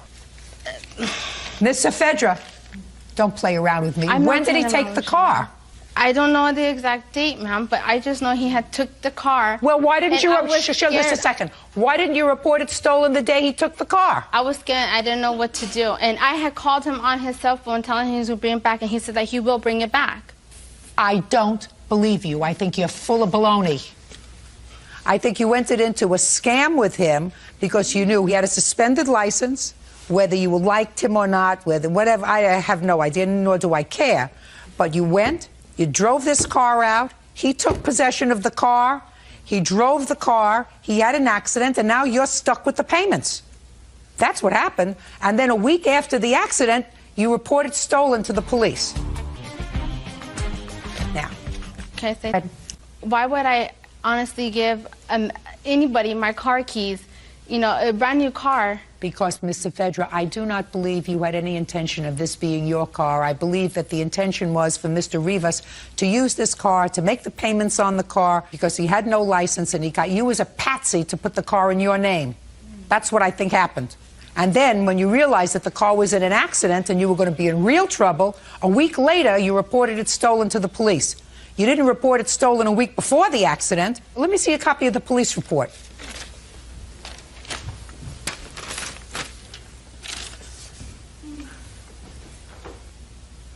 He would go to my house honking, screaming my name. I don't believe a word you're saying to me. Not a word, Ms. Saavedra. I think you got yourself caught in a scam. You did the wrong thing. That doesn't mean you're relieved, sir. You still drove this car. You had no right driving any car because you had a suspended license. Yes, I understand that. Well, where are you going to accept responsibility for that? Take responsibilities for the car accident. You do? Yeah, I do. It's not what you say here. You tell me that this lady was driving. She was drunk. That's what you said in your answer. I'm going to get to that case in a minute. Okay. What about this lady's car? We're not on this case yet. You drove the car. You had no insurance? No. Why didn't you pay for insurance? Because it wasn't your car. Correct. Because it was in her name. Correct. Right? So the only one who's going to get stiffed was her, right? Correct. How much was the car? Total cost of the car was $18,569.96. And you had no insurance? No. Well, maximum that this court is allowed to award you, let me see those papers, Bert, please. Sure. Is $5,000. You're on the books for the rest. Do you work? Not yet, ma'am. Not yet? No. How old are you? 22. When are you going to start to work? I just moved and I quit my job and I moved and I'm looking for a job now. And what about you? Not right now. Not at the moment. Who feeds you? Myself. That means that somebody's got to give you money for food. Well, I'm living under my parents' roof right now, so. How old are you? 21. What do your parents do for a living? They own their own landscaping company. Good. Are you disabled? No, no, ma'am. Then you work for them in cash. Because if they own their own landscaping business, I guarantee you I'm going to find a couple of people whose lawn you mow. Mr. Rivas, do we understand each other? Yes, ma'am. On your best day, you're not as smart as we are on our worst day. How many people do you think I'm going to find whose lawns you mow, Mr. Rivas? Not too sure. Not too sure, ma'am. Mm-hmm. Your father mows people's lawns? Yes, ma'am. How many people does he have working for him? About 10. Are you on the books of the company? Is not an answer. Yes, ma'am. Well, if you're on the books of the company, then you get money. What's the name of the company? Rivas Landscaping. Rivas Landscaping. Very easy. Yes, ma'am.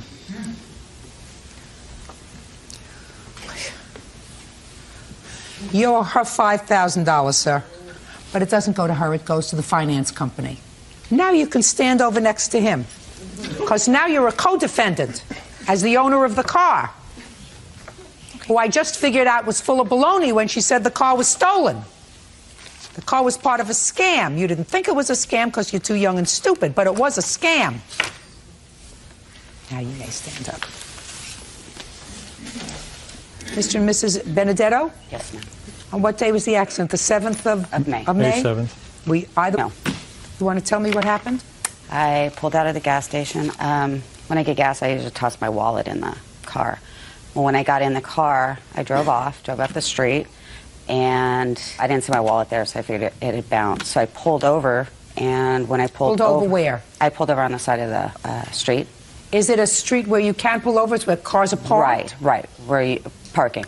So I pulled over and got out of the car, went around to see if the wallet had fallen off to the side, because if it hadn't and it had bounced off, then I needed to go back to the gas station.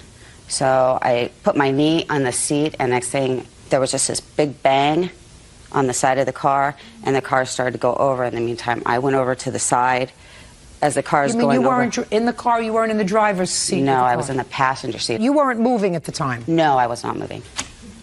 What happened to your car? It went over on the side. And Can I see pictures of it? Sure.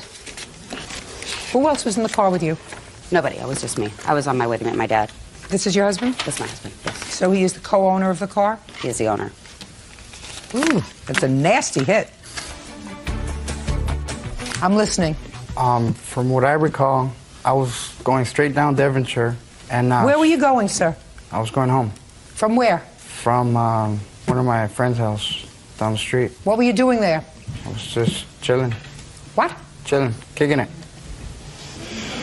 Oh, your parents must be so proud of you. Go ahead. And I was driving down Devonshire, and she just pulled out, because I was going straight on, and she pulled out, and I hit her. Well, she pulled out and you hit her, so you would have hit her in the front. You hit at the rear of her car. How could you have hit her in the rear if she was pulling out? Because I guess she was already on her way, and I guess I hit her in the back. So if she's already on her way and you hit her in the rear, that means you weren't looking where you were going. Maybe you were chilling a little too much, kicking it a little too much with your friend. Maybe you ought to get out there more often and mow a few more lawns. Mr. Rivas, from Rivas Landscaping. When was the last time you filed tax return? Is not an answer. I'm not sure. I don't think I've ever filed them. The police came to the scene, Mr. Rivas. You were arrested, were you not? Yes, I was. What were you arrested for, Mr. Rivas? I was arrested for driving without a license. What else? That's it. You have any other warrants outstanding when you were arrested? Is not an answer, Mr. Rivas. Yes, I did. I did. Mr. Rivas, you're still trying to get over on me, sir. I've been a judge longer than you've been born. You think you're an unusual story? You're not. You're just a punk who caused a great deal of trouble for a lot of people because you're not entitled to drive a car if your license is suspended and you have no license. You conned this lady, so now she's in the hole for $13,000. You injured these people, their property. You almost killed her. There's a reason why the government didn't give you a license, sir. Because you shouldn't have one. Because you're an irresponsible baby.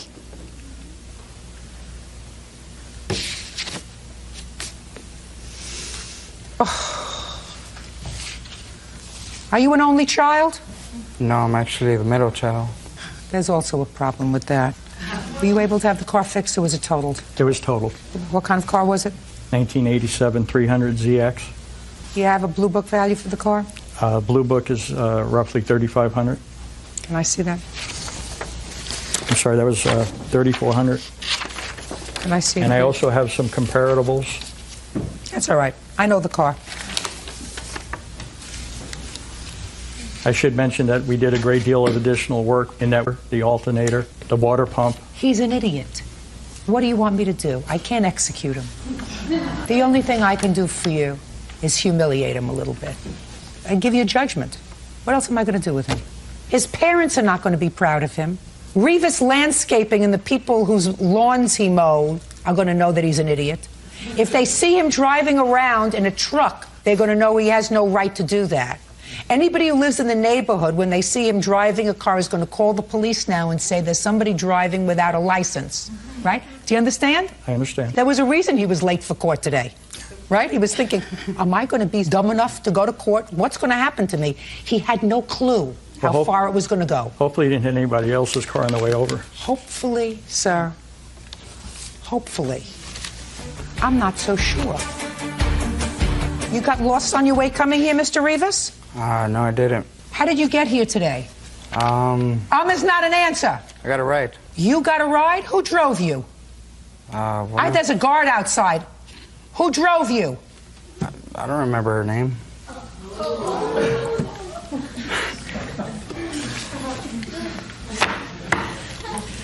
Judgment for the plaintiff in the amount of $3,500, which is a little over the blue book value of your car. You are a menace, sir. You don't deserve to be behind the wheel of a car. If anybody in your neighborhood, if anybody in the vicinity sees you behind the wheel of a car, I assume you do not have your driver's license? No. Is that right? Call the police, everyone. He's a menace and does not have a driver's license, nor will he probably get one for a very long time. Thank you very much. That's all.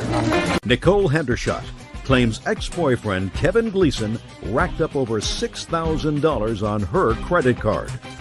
All right, Miss Hendershot, this used to be your boyfriend. And your complaint is that you made 2 loans to him. One was by giving him your credit card and allowing him to make some purchases on it. And then, since he wasn't paying you back, that you would get your money back as if he had a new job. And a new job needed new clothes. So he asked if you would loan him the money for some new clothes. You bought him $3,000 worth of clothes. And he paid you back nada. That's not the outfit she bought you, right? Yes, it is. Yes, it is. Yes, it is. It's not GQ. Got an early gangster. Mr. Gleason says that you were very, very nice to him, and all of the things that he purchased were gifts. How old are you, Miss Hendershot? 23. Do you work? Yep, full time. What kind of job do you have? Inventory manager at a car dealership. You've been there for how long? A year and a couple months. How much do you earn annually? Probably about $32,000. Nice. You live by yourself? I live with family. You pay rent? No. What do you mean you live with a family? I live with my grandparents. Oh, so you don't pay rent? I don't pay rent. Eventually you're going to have to do that. Yes, you know. It's expensive They in made New York. a movie about that failure to launch. You got to launch one day. And what about you, Mr. Gleason? What do you do for a living, sir? Right now, I just signed up for the National Guard, Army National. How old are you? 21. Signed up for the National Guard. Yes, ma'am. Before you signed up for the National Guard, what were you doing to support yourself?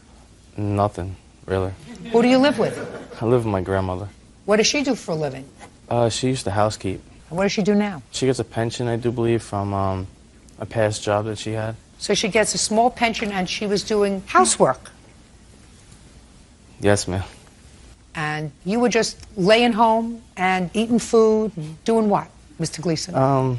Hanging out, friends. While your grandmother was collecting a pension and cleaning other people's homes. Is that what you're telling? I just want to get a picture of you, sir. Yes. Okay, Miss Hendershot, tell me about the first loan. When I first met him, he told me that... When did you first meet him? Mid-September. Where? Through a friend. You mean somebody introduced you to him as a blind date? Yeah. Take that friend and cross them off the list. That person is not a friend to you. That person is his friend. So we met mid-September, started dating. He told me his ex... When you went out with him, where would you go? Movies. Who something paid? to eat. Me or him. Where'd you get money from? I get a check in the mail from my parents. For what? They're both deceased, so I get a Social Security check from them, each of them. Until you're how old? I think it's home 25, I do believe. How much do you get? Around like $675. It like fluctuates. A month? Yes. Even if you're over 21 years old? Yes, ma'am. And laying around your grandmother's house? Yes. This is some America. Okay, so sometimes you paid, sometimes he paid. You started dating and keep going. Told me he had just quit his job. What job did you have? I worked at a Volkswagen dealer.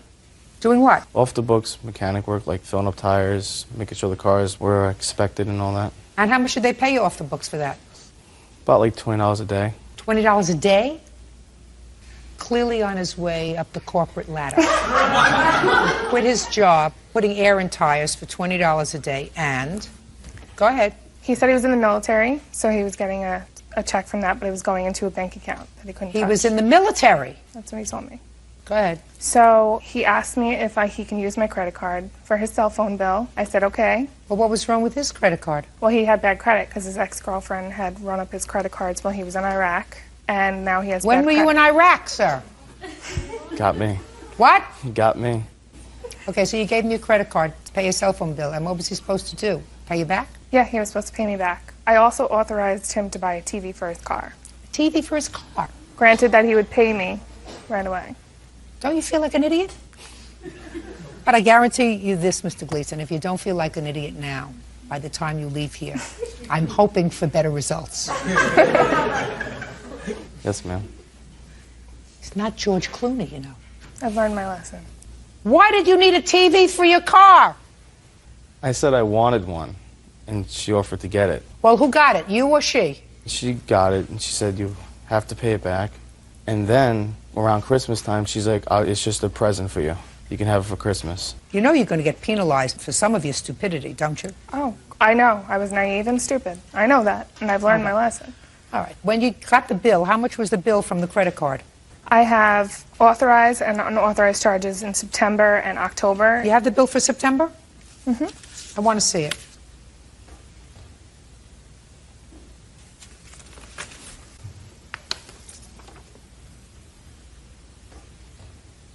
Okay.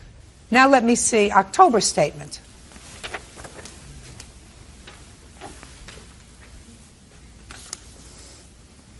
This is all his stuff? Mm-hmm. All of his stuff? Mm-hmm. What are you, out of your mind? What are you, out of your mind? I guess so. No, you're not. You're just a spoiled brat.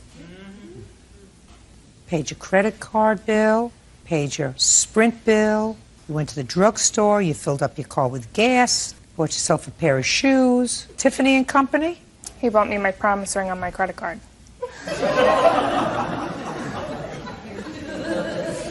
Who bought jeans? She wanted me to get jeans to go away to Florida to meet her parents. You actually took him to meet your parents? Yeah. What'd they say? We'll see. Is that what they said to you? We'll see? They said you're smart. I know you make the right decisions, and, you know, it's your relationship. You have to live it. Now let's get to the close, Miss Hendershot. So after he didn't pay you back this and you saw that he was abusing your trust in October, you went out and you did something really stupid. Mm-hmm. You continued to see him. You continued to be involved with him. And in January of 2006, you do what? I bought him suits for his new job. He was a salesman, so he needed suits. So I offered to buy him. He agreed. We went to the store, and we bought them together. and he lost a job a couple weeks later, started another job, lost that. I never saw a paycheck from the first job. He had an agreement that the paychecks would go to me for the suits. I never agreed to taking the suits. I never even wanted the suits. She just wanted me to be some white-collar business guy. I mean, we would go to the stores and she'd offer to buy them, and I was like, I don't want them.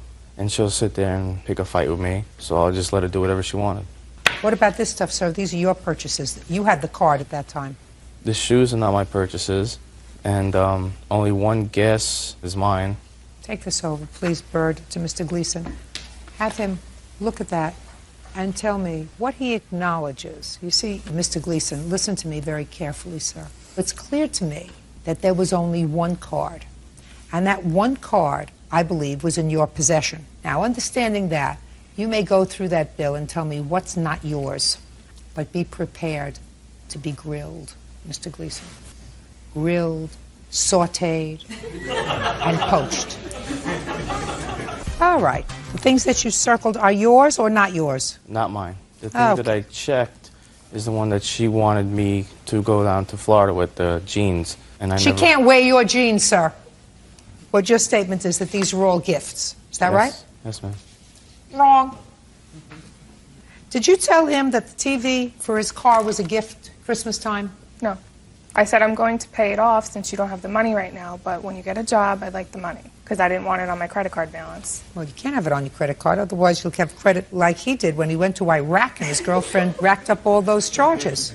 She didn't make that up, did she? That you told her you had a girlfriend and that... My ex did rack up my credit card. When you were in Iraq? Huh? No. So you lied about that? Yes. When you lied to her about that, did you lie to her convincingly? Kind of, because she wanted an image. No, don't tell me what she wanted. I want you to tell me like you told her, just like you told her. I was in Iraq and my girlfriend maxed out my credit cards and so I have lousy credit. I want you to tell me exactly how you told that to her. I said when I was... Look at me. Like, because you looked at her in the eye, right? Kind of. Tell me what you said to her, just like I'm looking at you. I said to her, my ex-girlfriend racked up my credit card while I was away in Iraq. Did you tell her how you paid off the credit cards? Oh, I still have them going on dispute. Why do you have them going on dispute? Because she took my credit card without my permission. I gave it to her once for her pay off her credit card. Yes. And then she took my credit card without me, like, physically handing it to her. Right. And then I started getting bills in the mail. How'd you feel about that? I mean, it hurt, but... How badly did it hurt? 50%, I guess. 50%. If you had 100% of a brain, it probably would have hurt you 100%. Since you only have 50% of a brain, it only hurt you 50%. Now, when you got the first bill, did you confront your girlfriend? At the time, I tried to confront her, but she kept hanging up. Did you sue her? No. Did you call the police? I filed a report on it. You did? So you were really angry? Yes, ma'am. Because somebody took advantage of you? Yes, ma'am.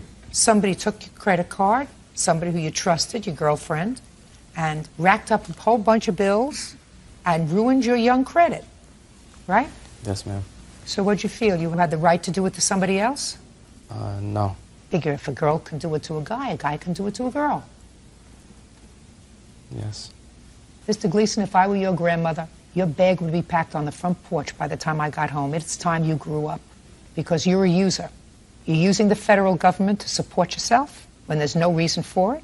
You look like an able-bodied, strong, well-nourished 21-year-old. You're taking advantage of your grandmother, who's living on a small pension and cleaning other people's houses to take care of you. And you took advantage of this young lady who cared for you, wanted only the best for you. You are, Mr. Gleason, at this point in your life, a bum. The sooner you start correcting it, the sooner you're going to be not a bum. Do you understand? Yes, ma'am. Judge for the plaintiff in the amount of $5,000. That's all. Brenda Jones says ex-boyfriend Thomas Moses Jr. owes for bail money and a loan to retain an attorney. Brenda claims Thomas lied about being married.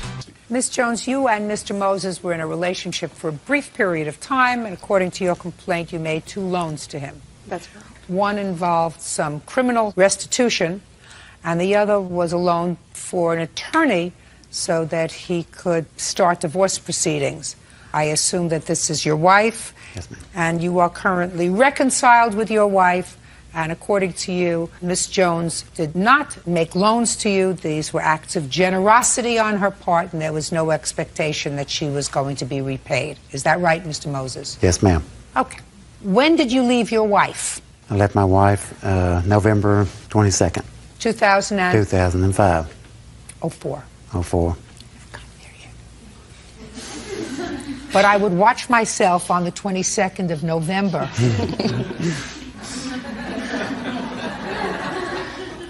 And when did you meet Miss Jones? Met Miss Jones January the 2nd. January the 3rd. Where?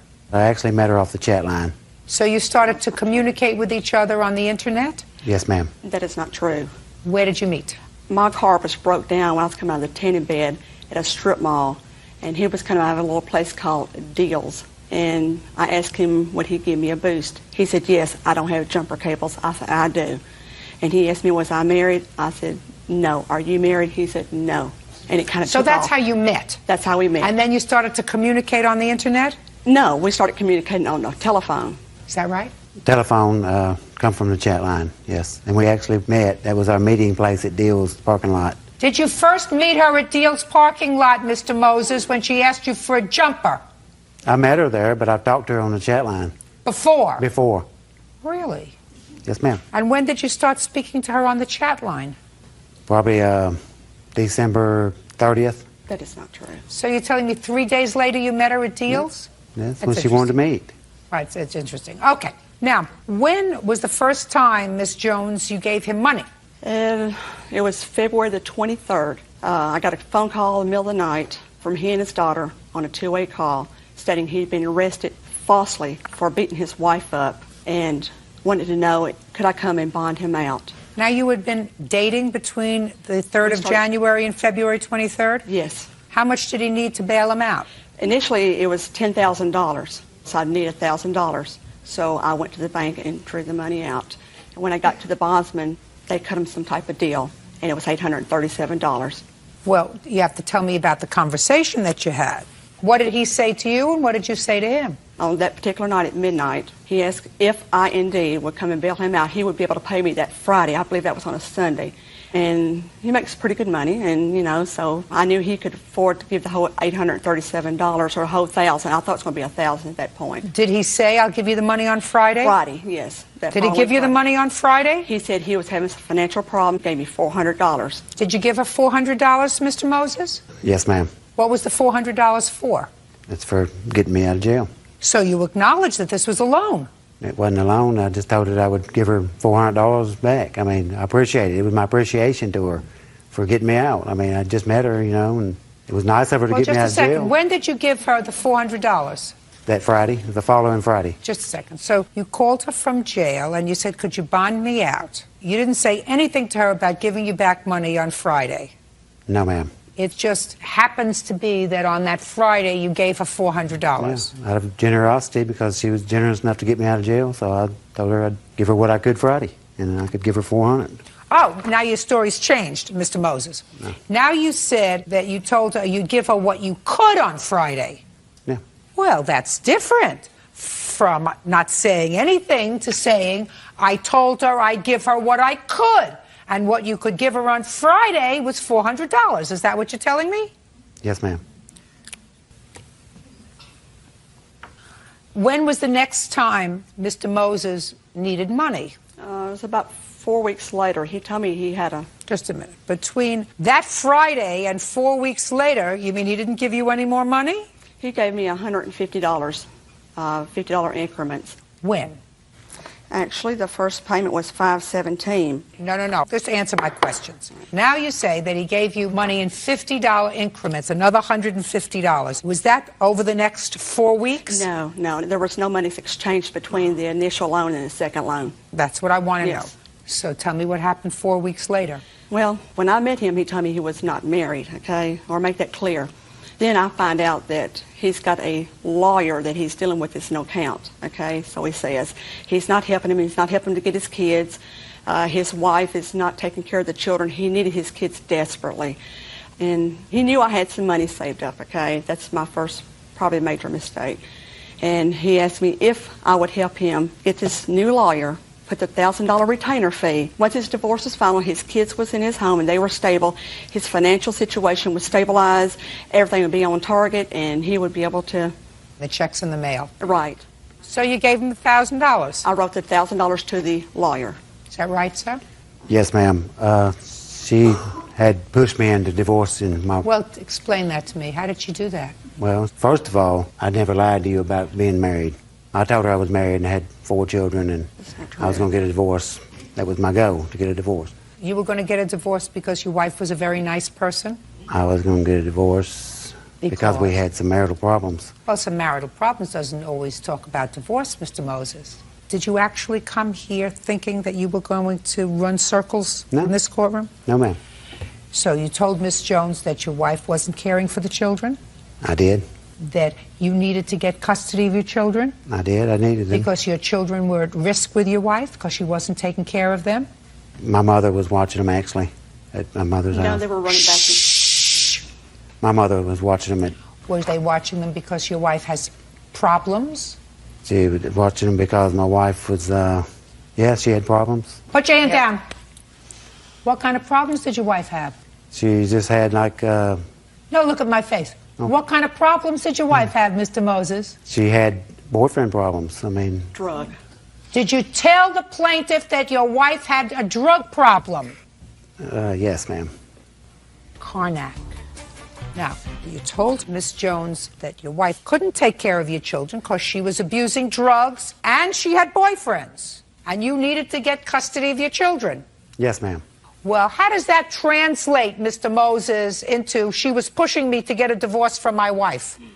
Because she kept on me and telling me that she loved me and she wanted me to get divorced from my wife, and she would help me get my children and we could live together, and she kept forcing me to get a divorce. Forcing you? I didn't want a divorce. What did you want? What did you want? I wasn't clear about what I wanted at the time. I have a feeling, how old are you? 44. That is persistent state of your mind. Absolutely. Unclear. Okay. Now, you went back to your wife when, sir? Went back to my wife on, I don't know. Give me a month. July the 22nd, just when I got a phone call from the wife. 7/22. Now, when you went back to your wife, sir, did your wife enter a drug rehabilitation program? No, ma'am. Then she's still using drugs. No, ma'am. Well, if one of the reasons you were having marital difficulties, sir, is because your wife was a drug abuser, and if she didn't enter a program, then she's still using drugs, unless you were lying to the plaintiff when you told her that your wife was a drug abuser. So which one is it? Were you lying to the plaintiff, or was your wife still abusing drugs? She is not abusing drugs now. She's changed, or for whatever reason, I guess. Miraculously abusing, sir? Just marijuana and stuff. No, what kind of stuff? Marijuana and what kind of stuff? And, hydrocodone. And what? Hydrocodone. What is that? Lortabs. Lortab. What is that? He told me some type of nerve pill. It's a pain pill because she has lupus and she has a bunch of stuff wrong with her. So she's not taking those pills anymore? She's not using marijuana anymore? Is that what you're telling me? Not to my knowledge. Not to my knowledge. So how come you decided to go home, sir? For my kids, because things wasn't happening fast enough for me. So you're home taking care of your children? Yes, ma'am. Now, you gave her $50 increments 3 times after the loan to the lawyer. What was that for? It was for the jail. It was for the jail? Mm-hmm. For get me out of jail. So you were just being a nice guy then? That wasn't a loan? There was never a loan. I never asked Miss Jones to get me out of jail. Yes, you did. Yes, you did. You asked her to get you out of jail because otherwise she wouldn't have known that you were in jail, sir. No, my daughter called her. How old is your daughter? 18. How did your daughter find out you were in jail? I called. I called my house because my house... You called your house and you spoke to your daughter? Mm-hmm. And did you say to your daughter, call Miss Jones? No, I did not. Baloney! I did not. Listen, what's your first name? Tommy. Thomas. Slick Tommy, let me explain something to you. You don't take advantage of people and then just walk away. You clean up after your mess. You made a mess, you clean up after it. Bad enough that you involved this woman in your muddled mind, your 44-year-old bouillabaisse that you got going up there. But to take her money is unconscionable, sir. Unconscionable. You owe her $1,287. That's the remainder on the bail and the $1,000 for the lawyer that you, for some reason, decided that you didn't need because your children needed you, which is a very nice thing. You decided to go back to your wife for your children's sake. Very nice. I would suggest to you that it doesn't serve your children well if your wife is abusing drugs to live with her. And if your wife isn't abusing drugs, then you told this lady a fib. Because unless somebody gets into a program, if they are drug abusers, they don't stop. Goodbye. $1,287 is what you owe her. Rhonda Vito is suing the mother of her son's friend, Anna Betancourt, for the cost to fix a dirt bike. Rhonda claims Anna's son, 17-year-old Sean, rode her son's bike without permission and wrecked it. Ms. Vito, which of these two young men is your son? Anthony, the first one. How old are you, Anthony? 16. How tall are you? 6'1". What do you feed him? Pasta. Pasta? Which one of these two young men is Sean. am I going to grill today? Sean. Ms. Betancourt, and this is your son, whose name is Sean? Yes, ma'am. Ms. Vito, it is your complaint that Ms. Betancourt's son drove your son's dirt bike without permission, got into an accident, and damaged the bike. You believe Mrs. Betancourt should be responsible for fixing the bike. Ms. Betancourt said that her son did have permission to ride the bike, that he was injured, that you're just lucky she's not suing you for the injuries because he broke an ankle. Is that right? Yeah. And your son gave her son permission to ride the bike, so that's it. Shouldn't be here. Anthony. Yes. Anthony, when were you riding the bike when it was running? What date was the last date for this incident? You have to look down at a piece of paper? No. What date? May 8th. And where were you on May 8th? We were at a track in Brockton, riding. And is it a track where they just have dirt bikes? Yes. Who was there? Myself, Nick. You have to speak up. You hear I'm speaking? I'm projecting. You can hear me, right? Myself, Nick, and Dennis. Dennis, that would be you. Yes, Your Honor. But Sean wasn't there. No. This was after school, or there was no school on that day? It was after school. What time? About like 3:30 to 5:30. Okay. Now, you're going to tell me what happened. Myself, Nick, and Dennis were riding.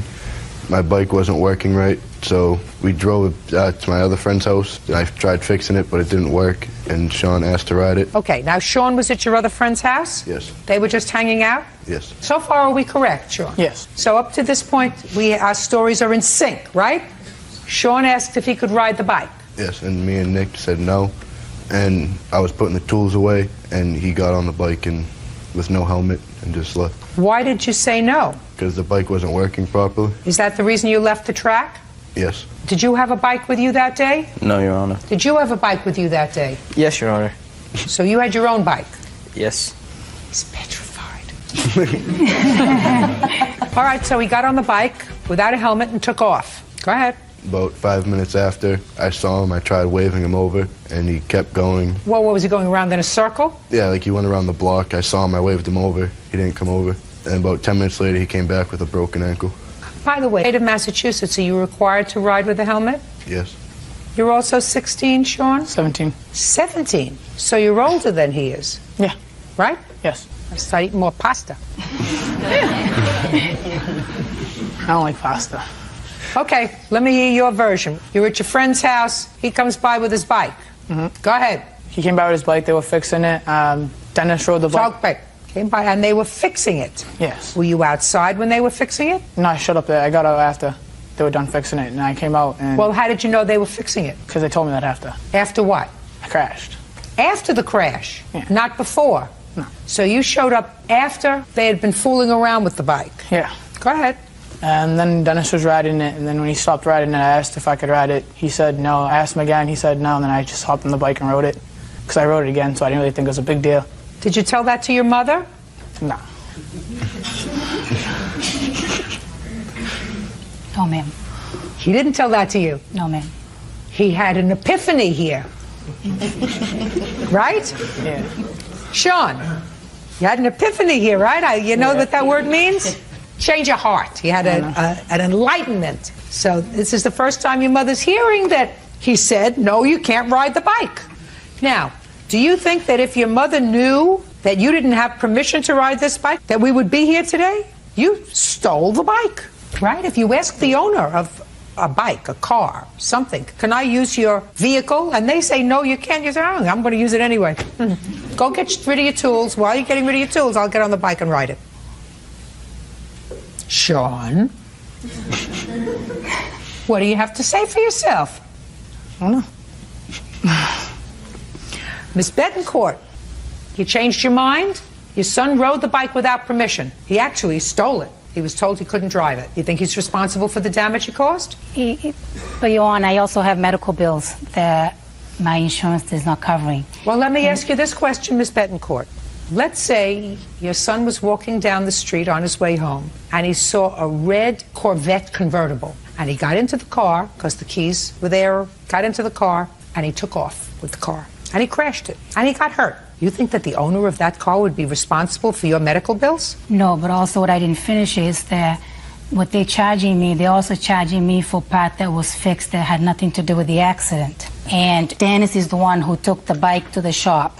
And some of the chains and the stuff was worn out during all the periods that they were riding the bikes. So it had nothing to do with the accident. Well, how much do you believe you are responsible for of the bills that they had? If we take that out, it would be $355.78. How much did it cost you to fix the bike?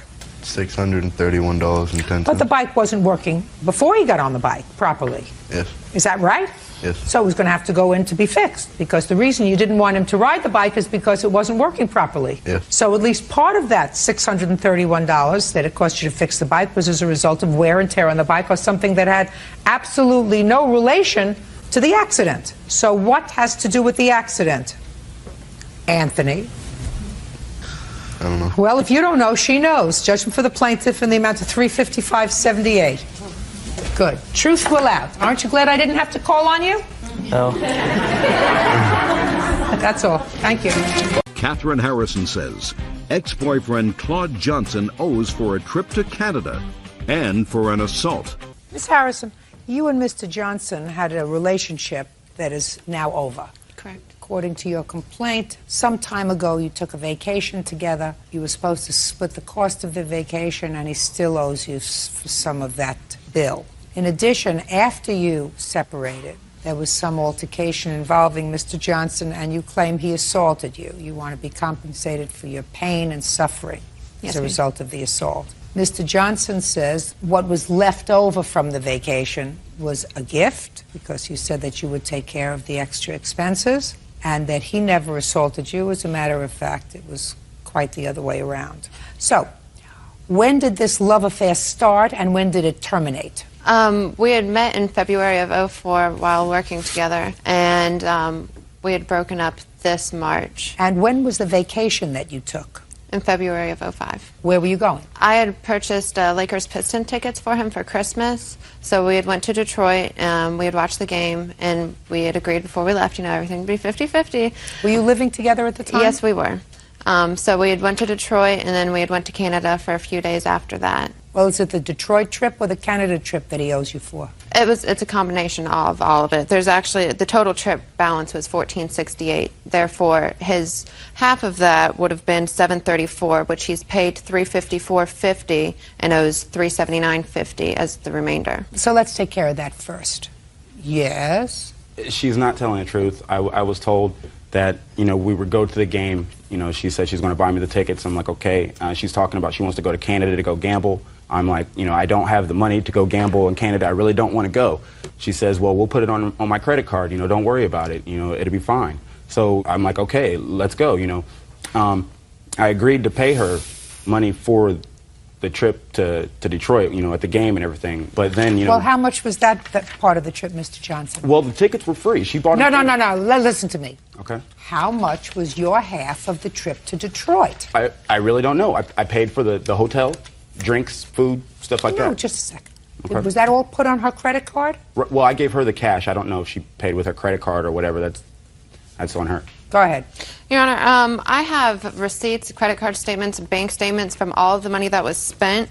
Definitely. How much was spent from Detroit? I'm just curious. From Detroit, we've got a charge of $64.59 in the hotel, and then he had bought some drinks at the game itself. That was well, all that's a from Detroit. small amount of money. Is that the only bill from Detroit? That's the only bill from Detroit. That's what I'm saying. But he See? paid. Just a second. He's paid $354. Just a second.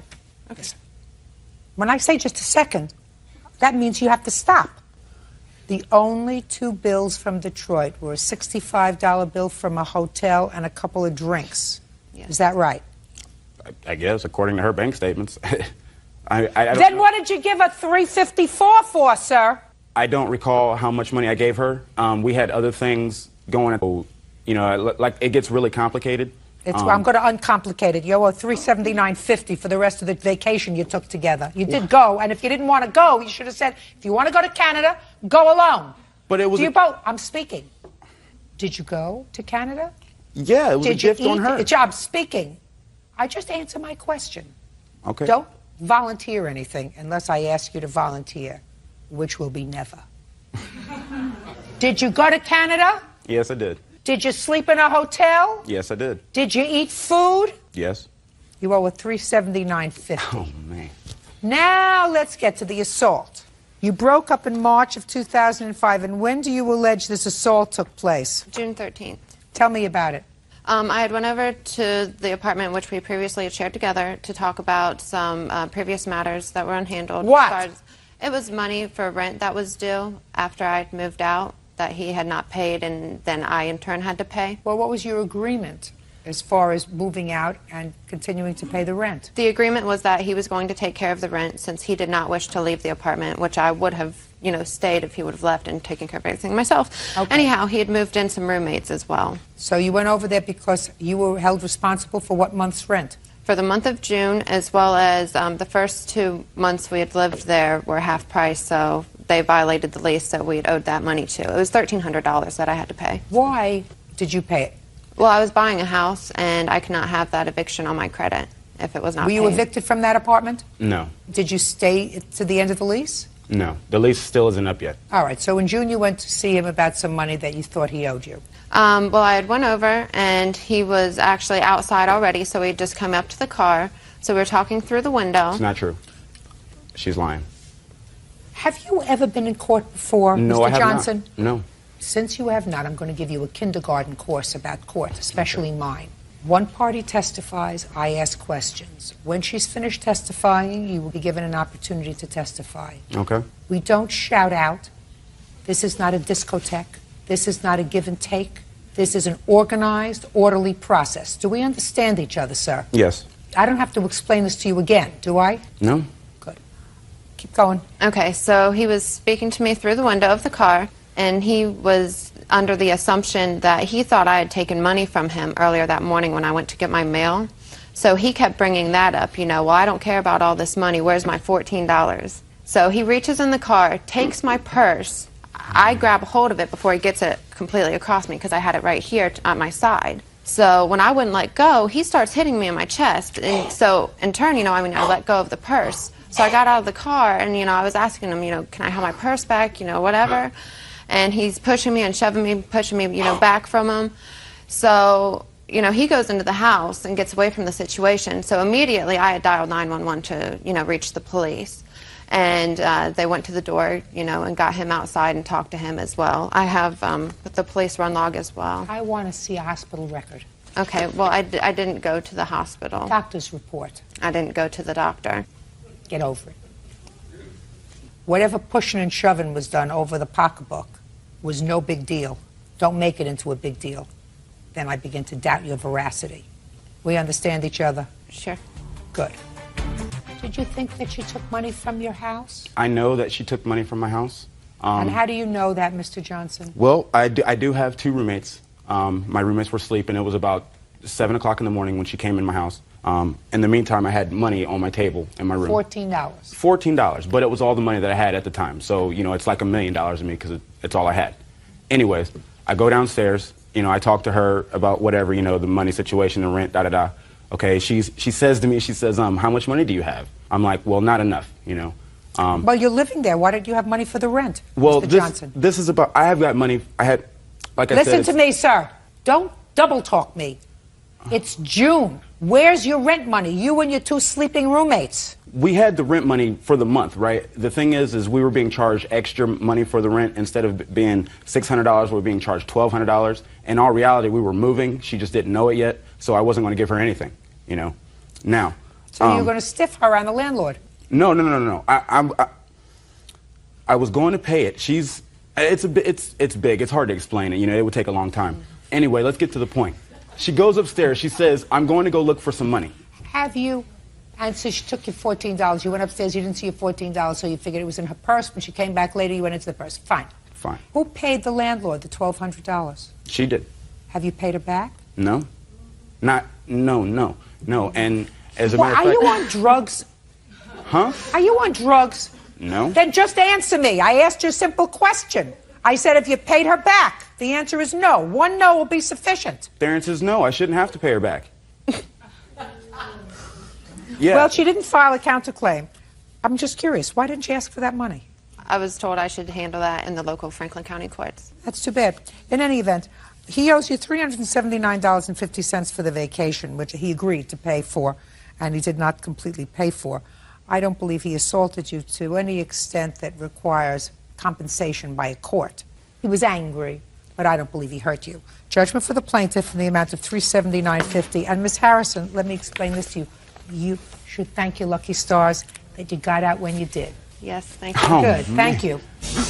Parties are excused. You may step out. 21-year-old Jennifer Grunwald and her mother, Deborah, are suing Jennifer's former live-in boyfriend, Ryan Thone, for an unpaid loan to get back on his feet and for stealing software from her computer.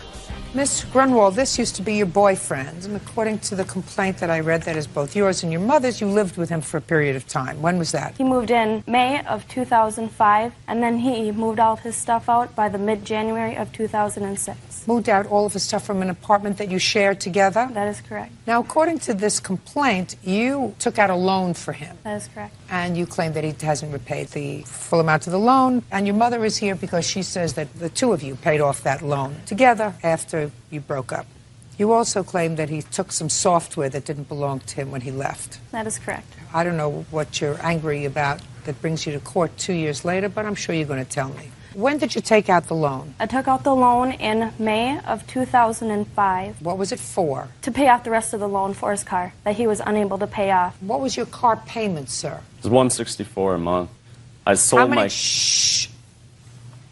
How many cars did the two of you have when you lived together? One. Were you both using your car? We were using her car. So, when you say you had one car, this car payment was for whose car? My old car. I sold it before I moved in with her. Why did you do that? Because I wouldn't have been able to make payments on my insurance and the car and pay for half of the rent with her. So you sold that car, but you still had a payoff on the loan? Yes. What was the amount of the loan that she co-signed for? I don't know what the amount was because she took some money out for herself, too, to pay off credit cards. That, Your Honor, is a lie. Well, I don't know about that. Let's see what the... Well, this is strictly for the car Let payment. me see. Shh. Let me see. That is the exact amount that I had taken out on the loan. Okay. Let's see. $1,000. Is that right? And then there was some interest on it, too. The total was $1,081.56. How was that correct when I paid off my bank like $980? The amount she received was $1,000. And how much was the amount you paid off? $986? Yes. Well, then maybe she took out $14 and paid her own bills. That's fine. Now, you then stayed together 8 months after this loan was taken out. Yes. Mr. Thone says that he made payments. It's what he was required to do every month for 9 months. Is that what you're saying, sir? Yes. Who did you give the money to? Her. Your Honor, that's How? a lie. Shh. Did you have a joint checking account? No, we did not. Were you working? Yes, I was. All the time? Yes, I was. Your Honor, that's a lie. If you say it again, I'm going to dismiss your case and you're going to leave. Do you understand? I understand. How much was the rent? Rent was $292.50 a month. And you paid half? Yes, I did. Who did you pay the money to? Paid it to Jen, or else I'd write out the check to her landlord. Okay, so May, first payment is due. June was the very first payment. June 2005 on the 15th was the first payment that was due. Okay. I want you to show me that between June 2005 and December 2006 that you personally paid the loan.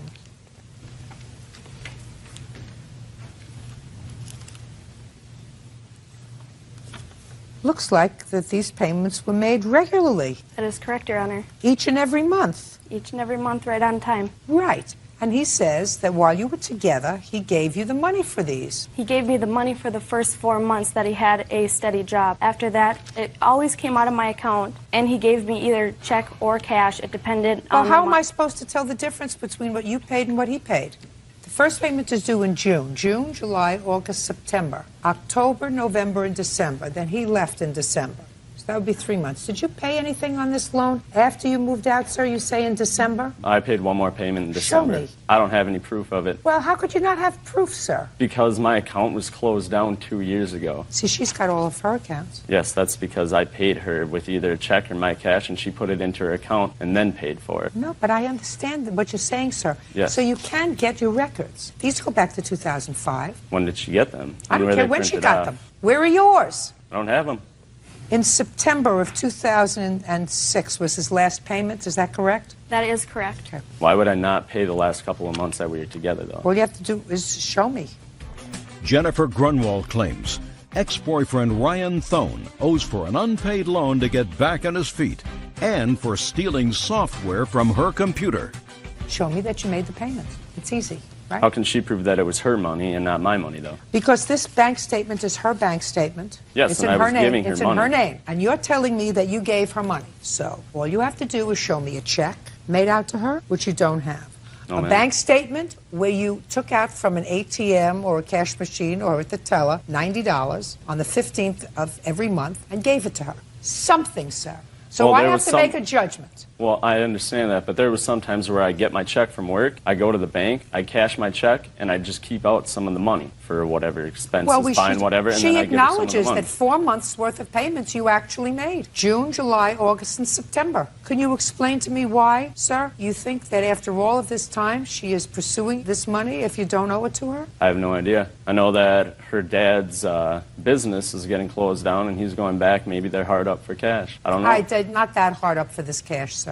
Well, I don't know why they do it after me being without her for a year and a half. I don't know either, but all I can tell you is the last payment that was made on this account was May of '06. Do you have any proof that you made any payments in May of '06? No, I do not. Do you have any proof that you made any payments in April of '06? I don't have any proof of any payments that I made. Well, that's a problem, sir. So what do you want me to do for you?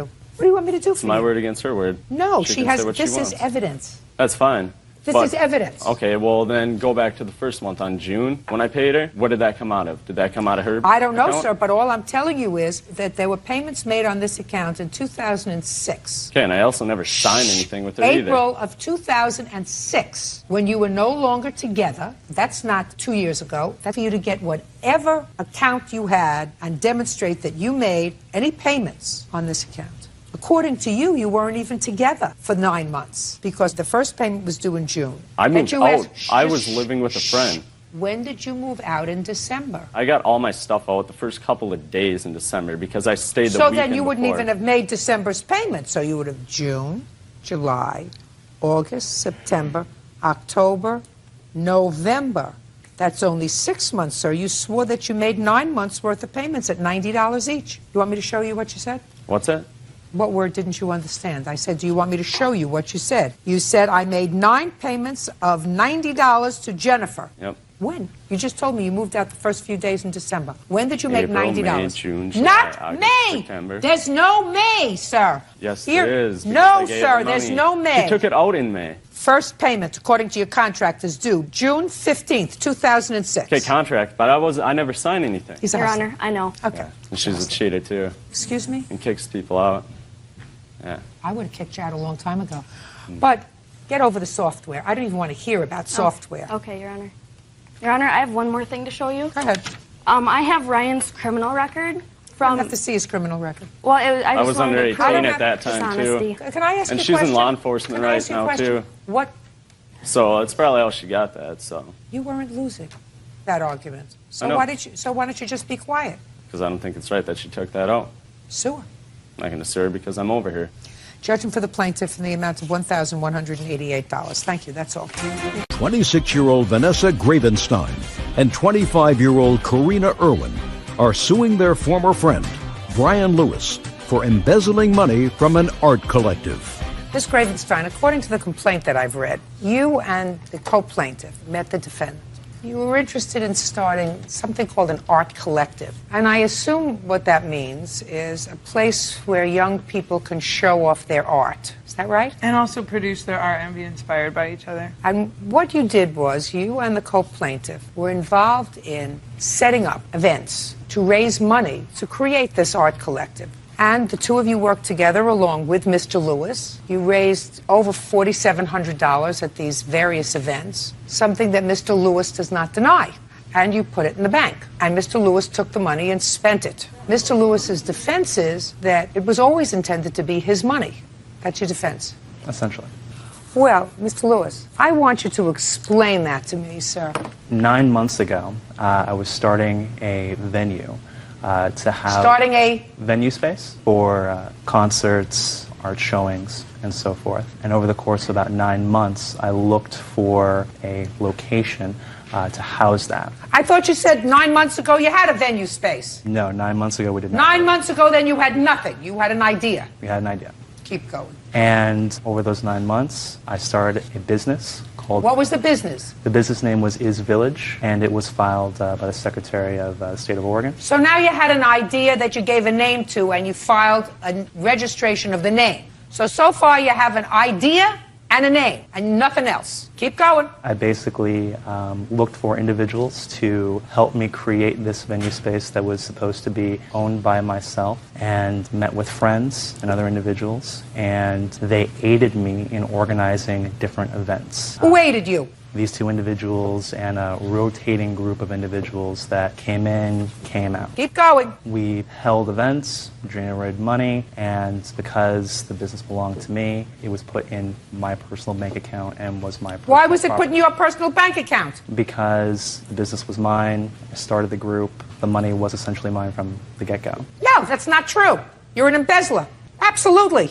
You brought a group of people together in order to create a dream that you inspired others to act upon. In order to do this Is Village. That's why they went to work for you, and that's why, according to you, the other people who you spoke to became involved in creating the events that brought in money, which would ultimately provide you with a venue. Now, what did you spend the money on, Mr. Lewis?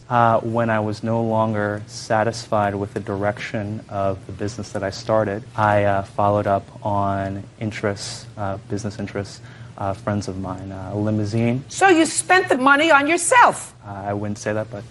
Well, I would. They weren't investing in a limousine. That's not why they worked to create this, so that you could invest in a limousine? Outrageous. You're outrageous. I'm surprised you didn't notify the police. Did you? We notified you instead. Well, his conduct is outrageous, and you should have notified the police. He's an embezzler.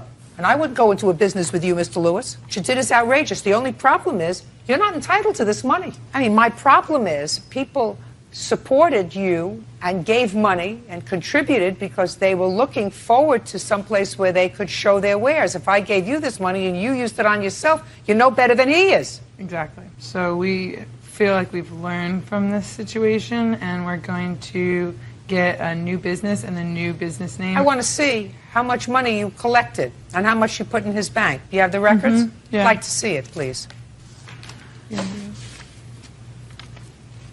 Ever been arrested, Mr. Lewis? No, ma'am. How old are you? 21. Better go back to business school. Definitely considering it. I want to see where the money went in. The deposits are highlighted and circled, and then we wrote next to it which benefits that money came from. Oh, that's fine. As soon as you get me the bank records. Not these. The bank records. Do you understand? You mean you can't get them because they're in his name? Uh-huh. I will sign an order for the bank to turn those over to you, unless he does. You prepared to turn those over? More than happy to do it. Fine. As soon as we get those, and you have a venue with a signed lease, the check will be made payable to that venue. Do you understand? Mm-hmm. That comports with the reason that not only you, but other people became involved in this vision. Is that reasonable? Absolutely. Perfect. Thank you very much. Grow up, sir. Otherwise, you're going to find yourself in jail. That's all. 20-year-old Robert Aiken is suing his ex-fiancée, 22-year-old Cheryl Smith, for unpaid bills and late fees. Cheryl claims Robert is obsessed with her. Mr. Aiken, Miss Smith was your fiancée for a period of time. I assume you lived together for a period of time. And it is your claim that you put some money into her checking account in order to pay some bills. Correct. You broke up, and she put a stop payment on the bills you had paid. Well, yeah, she did online. She stopped all payments. I don't understand how you do that. I like that little checkbook. You write it out, you deposit it. I don't understand the online stuff, but you want that money back. Correct. Ms. Smith said nothing could be farther from the truth. You put money into the account. You did pay bills with the money you put into the account. You started to pay some more bills with money that you hadn't put into the account, so she put a stop payment on those bills. She has a counterclaim. She says that at some point immediately preceding your breaking up, she covered the entire rent because you were short, so that you owe her for rent. And in addition, and more importantly, she says that since the breakup, you've been involved in some serious harassment. So the money part should be relatively easy. How much money did you put into her account? Total, 2 checks of $420 and $316.84, so $736.84. When? The $420 was put in on August 12th, and the $316.84 was put in August 11th. When had you covered the rent, Ms. Smith? I wrote the check on August 1st. And how much was the rent? $662.70. Was it your responsibility to pay the rent? We both paid the rent. It was joint money. Immediately prior to the 11th of August, when did you make your preceding deposit in her bank account? I would give her cash when I got my check because she was writing all the checks for bills. So I would just cash and stuff of that nature. I have no proof of it. Sorry.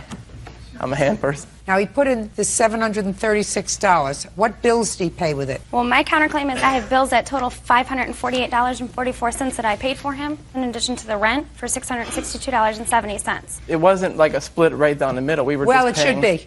It's all sounding very good for Miss Smith, Mr. Aiken. What I want to know is, did she make payments for you in the amount of $548? To whom? She made certain bills. To whom? There was a $200 payment to his father. That was to your father? That's correct.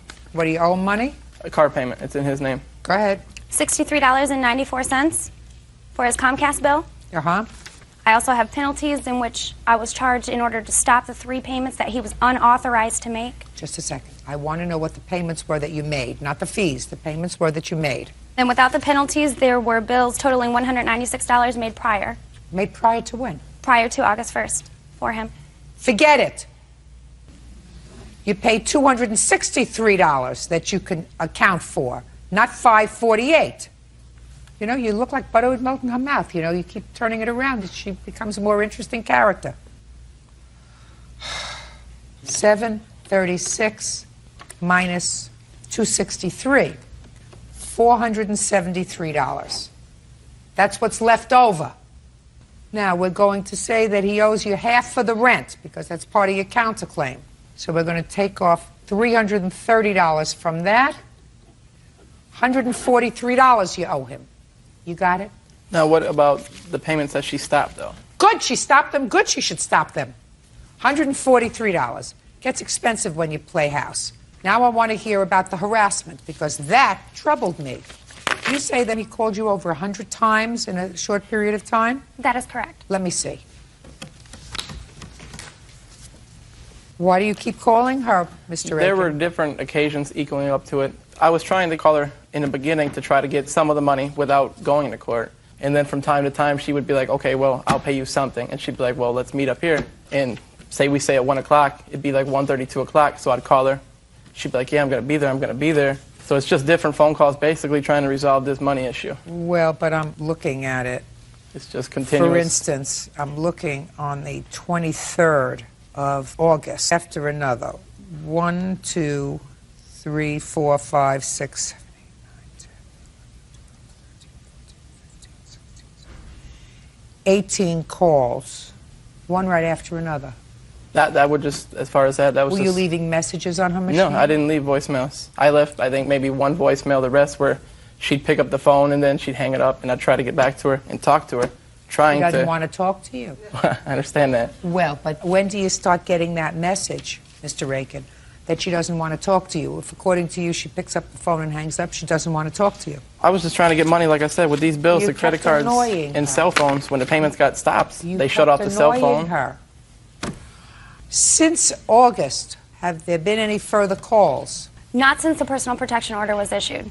Okay, do you have a copy of that? Absolutely. Let me see.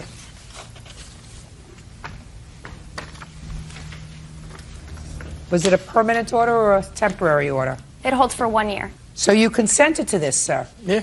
Well, if you consented to it, of necessity, the judge had to say to you, you're entitled to a trial, right? Yeah, we showed up and had a hearing. Oh, you had a hearing, so the judge found you guilty of harassing her. Yeah, I told him the story, and I told him the phone calls, and he gave it to her. Okay, but after that, you stopped. Yeah, I have not contacted her since. Anything else you want to tell me about your counterclaim, Ms. Smith? Yes. As far as for the harassment, this has seriously been going on for a long time. Numerous phone calls and numerous times showing up at my place of employment, numerous times threatening my child, numerous times threatening me.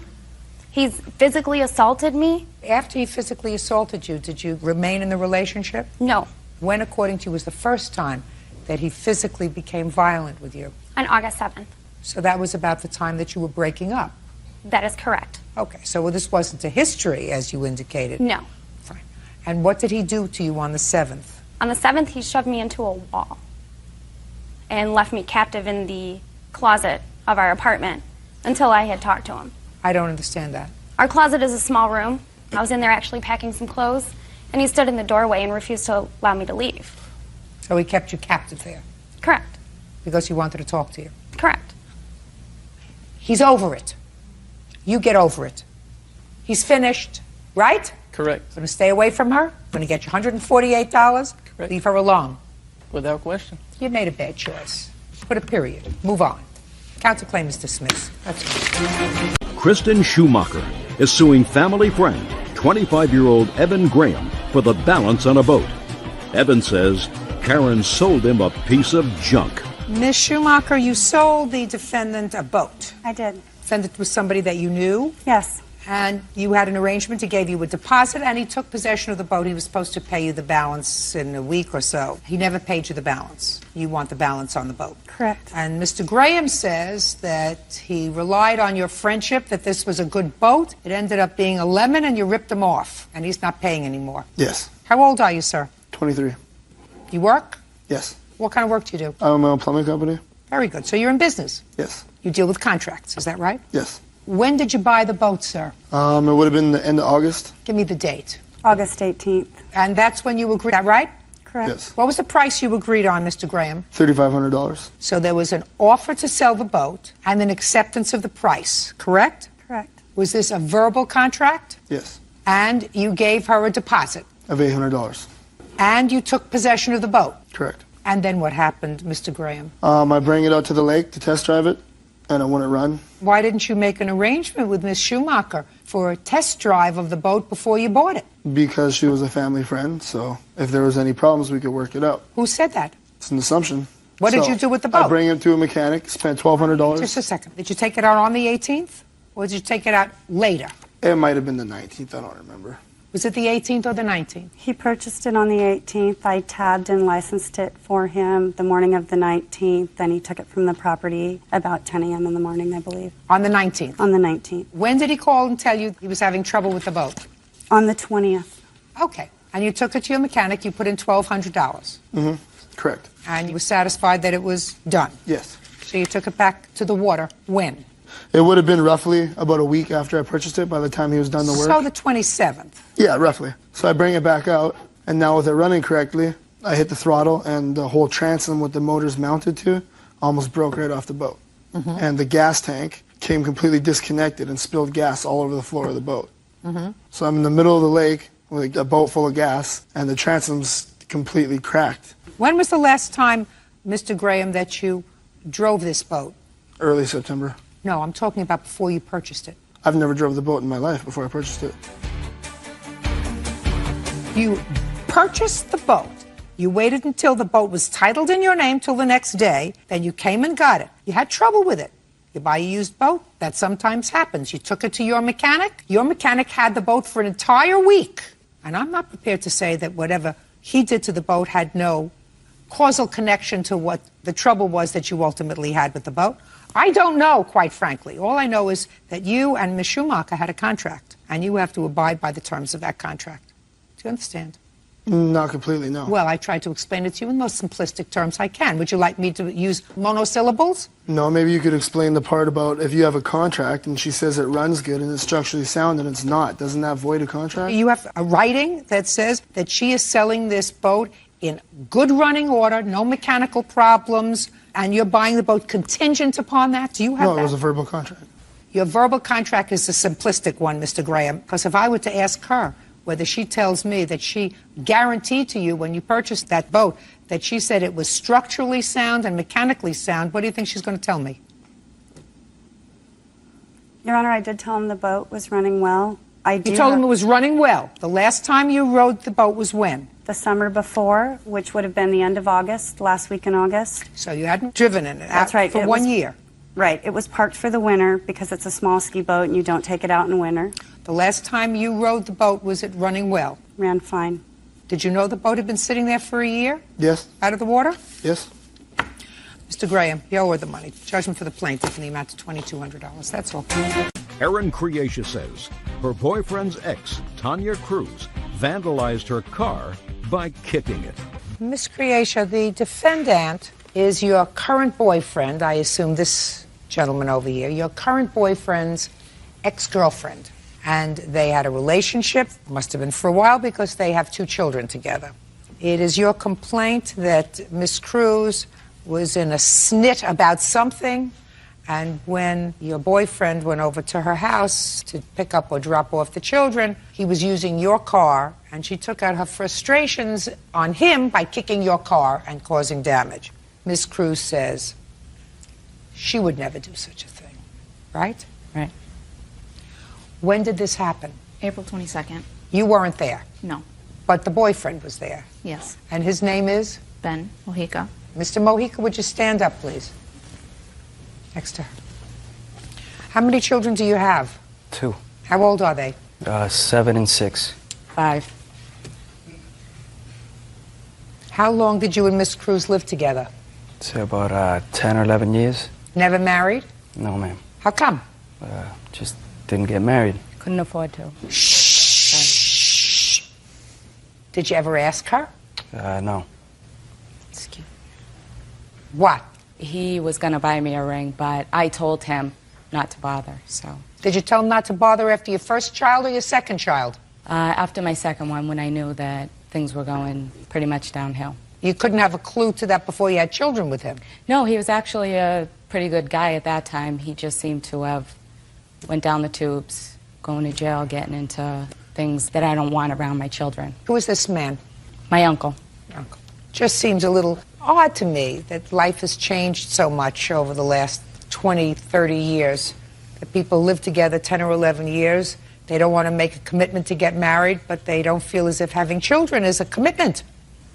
Just something doesn't balance out to me, so I'm always interested in this as it's just a social experiment.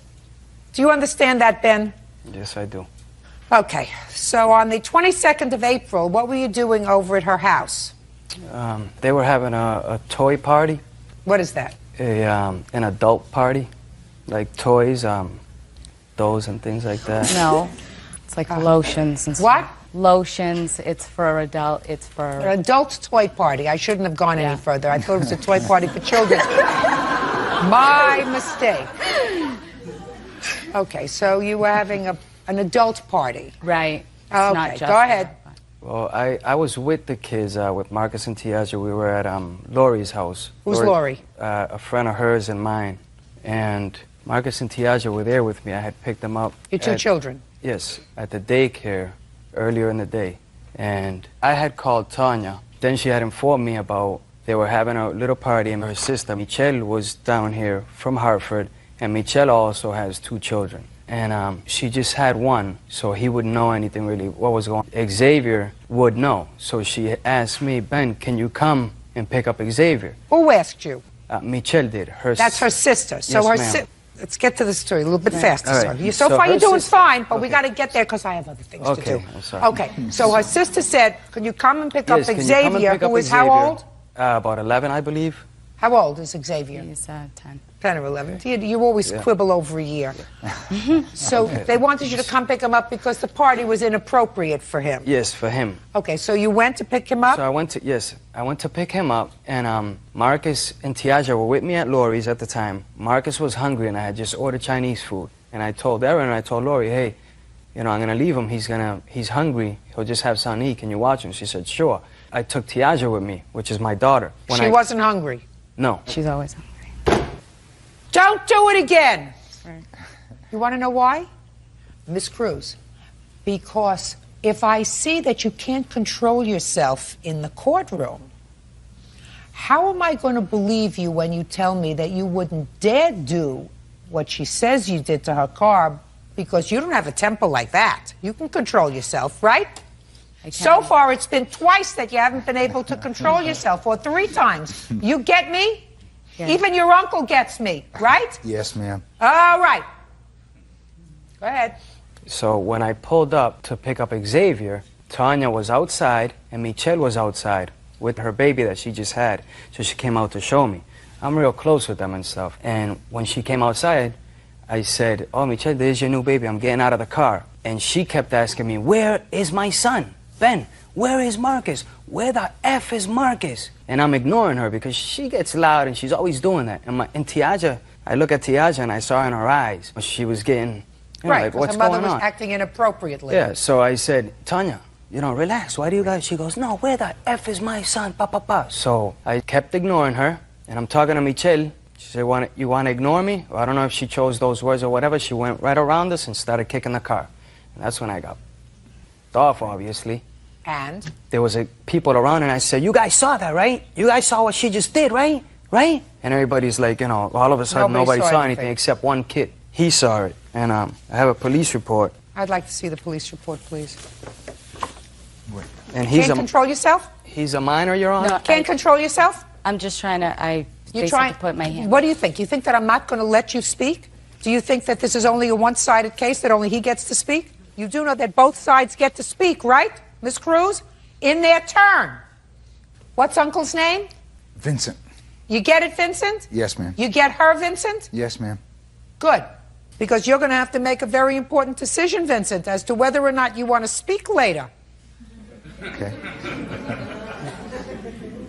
Because you don't look like the kind of guy that wants to be humiliated. All right. Okay, Miss Cruz, now it's your turn. 2005. How many people were at the party? At that point, there was probably about 4. 4 My women? sister, yes. Where was Uncle Vincent? He was not there. So Uncle Vincent saw nothing. Is that right? Right. But when I went outside, they were outside talking. I noticed that my son wasn't in the car. I asked him, where's my son? He ignored me. Where's my son? In which he had told my brother she looked so good that I couldn't look at her. That was in his words. After he ignored me, I said, Tiaja, get out of the car, go get my son, bring him back. Why did you do that? Because he had just came back from Florida. For 2 years, he hasn't seen his children. So why are you going to leave your kids behind? And my daughter not being hungry, she's hungry all the time, but that's irrelevant. So I told my daughter to come in with me. We went in. He has a very bad temper, so I know not to provoke him. We went inside the house. He started swearing and, saying derogatory comments, in which I shut the door because I had company. I thought that was over with. I sat there. I got a knock on the door. The cops came. They know him very well. They ended up asking him to leave the premises, and 3 months later, I get court papers in the mail. He made the police report that day, and there was a witness in the police report who indicates that they saw you kick the car. I forgot to tell you. He says, I'll pay somebody to say that she kicked the car. Ridiculous. Is there anything that Uncle Vincent is going to tell me? No, he's just here for moral support. Right. Perfect. Pretty much the women that were at my house are single working moms. And well, they're single working moms, but you were having a party at your house, the subject matter of which was inappropriate for children. Right. And you had a 10-year-old child there. No, my sister had called, and they got She along. didn't call. Yeah, he called your house. No, she had called him. So she had called him to please come over and pick up her son? Well, she had said, come see my nephew. You know, he's still a baby. Sounds as if She your was gonna family ask doesn't him. dislike him as much as you do. No, we actually, they get along with him. Good. Can I see the estimate, please, on the car? And this was your car? Yes. Ms. Cruz, I don't believe you. I believe you have a hot temper, and I believe you went out there and gave the car a good kick because he ignored you. And I believe that you walked outside the house and you said exactly what he said you said. I interrupted a couple times because he takes a long time to tell. Listen to me. What I'm telling you is I believe him, and I don't believe you. I believe that you kicked the car because you were frustrated and annoyed that he wouldn't respond to you. I was upset. Oh, I know that. Judgment for the plaintiff in the amount of $894. Thank you. Parties are excused. You may step out. Grace Collins says former business associate Melissa Ballin owes for a trip to India and for unpaid loans. Melissa says the trip and money were compensation for her work. Ms. Collins, according to what I read, you hired the defendant to do some filming for you for a documentary that was going to be shot. According to your complaint, you bought a ticket, a non-refundable ticket, for her to India, gave it to her. And in addition, you claim that you made a loan to her in the amount of $400 or $500. The trip was canceled because your visa was terminated. You needed a visa to travel there.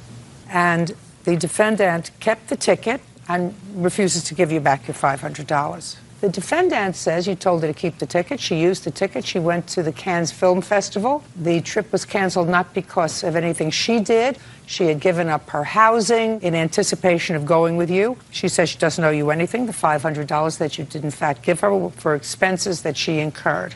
Okay. Just tell me what this briefly, what this documentary was about. First of all, my name is Grace Collins, and I'm the honorary ambassador of Nagaland. Just listen to me. This is not an audition. I know your name is Collins, and all I want you to do is answer my question. My question is a simple one. Can you answer it? We were going to expose the genocide in Nagaland. Genocide of? The Naga people in Northeast India. Have you been there before? Yes, I have. How many times? Once before. When? 2005. And when did you meet Miss Balin? I met her on January 21st, 2009, the day after the inauguration. What is your profession? I'm a filmmaker, an independent filmmaker. Have you ever made anything that was commercially successful? Yes.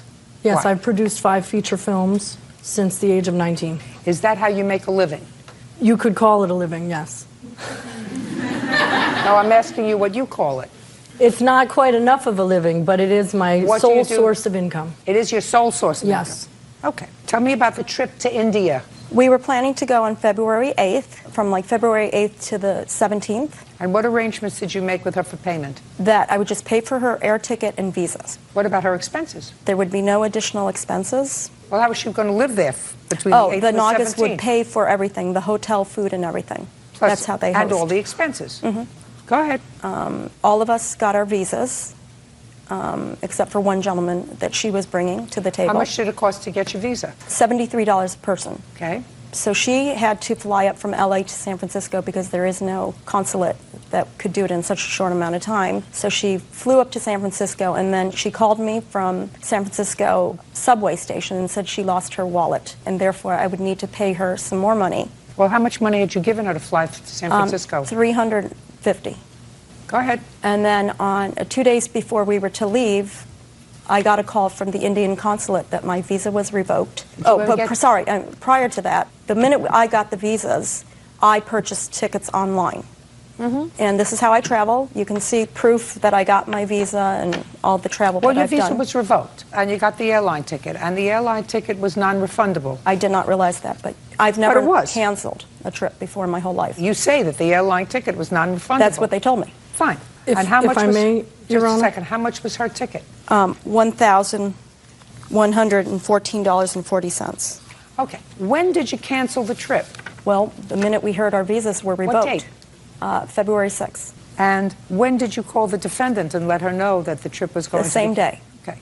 And what did you tell her to do with her ticket? I told her I was fighting the case on the basis of frustration of purpose. Our mission was to go there, and we were not able to go by a third entity, a known entity of having our visas revoked, that I was going to fight it. I understand that you were fighting it. What happened with your ticket, by the way? Well, in my case, my father had 3 seizures at the same time. What happened with your ticket? I was refunded my ticket on the basis of my father's illness. But canceled the ticket? No. I canceled it based on revoked visa. Ms. Collins, are you telling me that you provided medical documentation about your father's seizures to the airlines, and based on that they refunded your money? Yes. Well, then that was false. That's what you're telling me. I mean, that wasn't the reason that you weren't going. No, on both reasons. I told him it was a revoked visa, and it was also my father. When did you turn in your ticket? When did I convert my ticket to use it? Shortly before April 3rd. Okay. Now, trip was canceled in February, correct? Yes. Between February and April, what communication did you have with Ms. Collins about returning that ticket to you? About somewhere up to 30 days from the cancellation of the trip, Ms. Collins called me to notify me that Continental Airlines had denied her claim, that the tickets were non-refundable, that she was going to have to litigate against the Indian government to be reimbursed because she had gone through all the procedures with Continental, and that the ticket was only usable in my name, that she would not be reimbursed, and that the ticket was only good for 1 year. So could I use the ticket, she suggested, and pay her the difference so that she could be reimbursed? I was very clear during that phone conversation that as an independent filmmaker, I was not in the position to take a trip and reimburse her, and that I wouldn't use the ticket. How was she to be reimbursed with regard to the time that she'd spent in San Francisco? We never discussed that because we didn't even know that was going to happen. So that, at least in part, you would say, Ms. Collins, the payment that the defendant was to recoup as a result of this enterprise was she was going to get a free trip to someplace and have all of her expenses paid and have the ability to participate in the making of this documentary. Only in Nagaland. I understand that. This whole thing about coming from LA to San Francisco came out of the blue. Well, she had to go there. You explained that to me. She couldn't get it in Los Angeles. I know, but I'm saying... She couldn't get it in Los Angeles. She had to travel to San Francisco. Right, but I'm saying... In furtherance of the project. Correct. All right. Fine. But I'm saying... Miss Collins, what happened was, and I gather, Miss Balin, what you did was you converted the ticket and you used it for travel someplace else. At her suggestion. Well, what she wanted you to do was to see if you could use it and give her money. Right, and at that point... And you said, I'm not doing that. And she said, then use it anyway because it's void in 1 year time. Yeah. She wouldn't have gotten back her money from the airlines if she hadn't submitted a medical reason of her father's illness in order to get it back, and she certainly couldn't use that for you. And I confirmed... Just a second. Sorry. How many other airline tickets did you purchase, Miss Collins? I purchased 4. Were you able to get any other money back other than for your ticket? Not yet. I'm still in the process. The answer is no. I'm in the process of... The answer is no, correct? I'm still working on it. The answer is no. No, for now. Well, no, for now. And the only reason you got yours back is because you lied to the airlines. I did not lie. Yes, you did. No, I can prove that my father... Absolutely. Stop playing. I can prove my father's medical. Listen to me. Can you take this up? No, he can't. Listen to me very carefully. Look at me. You tried to get it back based upon the fact that your visa was revoked. That's what you told me first. You couldn't. And then somebody said to you, well, see if you can use a medical excuse because if a close family member is ill... It all happened at the same time. It happened at the same time. I tell you what we do. I'm dismissing your case with regard to the airline ticket without prejudice. If you are successful in recouping from the airlines money for the other 2 tickets that you purchased, you have leave to come back here. I don't think that that's going to happen. Did you sue the others? Just a second. On the basis of frustration of purpose. Did you sue? You tried frustration of purpose. No, I did not yet. It didn't work. No, I have not. Well, then why did you use a different reason for yourself than you want to use for everybody else? Well, that also happened at exactly the same time, which you can see. Did you hear my answer? Could you please? I'm not looking at it. It's irrelevant. It's very relevant. If your father had 3 seizures. It's irrelevant to your claim. I just told you if you are successful in suing for the return of the money for the other 2 tickets, you have leave to come back against this defendant. I don't know if the decision will be the same or different, but you have leave to come back. Now let's get to the money that you allegedly loaned her. How much money did you give her in total? I gave her an extra $146. $146 you gave her twice? Correct. Is that correct? It was the initial $350 and an additional $146. Okay. And the $146 you either lost or was stolen, is that right? Well, that's either a yes or a no. Yes. Okay, so that you owe her, $146, because she gave that to you once. She doesn't have to give it to you twice. Now, but my what trip about was the extended. Yeah, what about the other money? $500, which she clearly says here that she loaned me. I mean, that I loaned her and that she's going to give it back to me. I'd like to see that.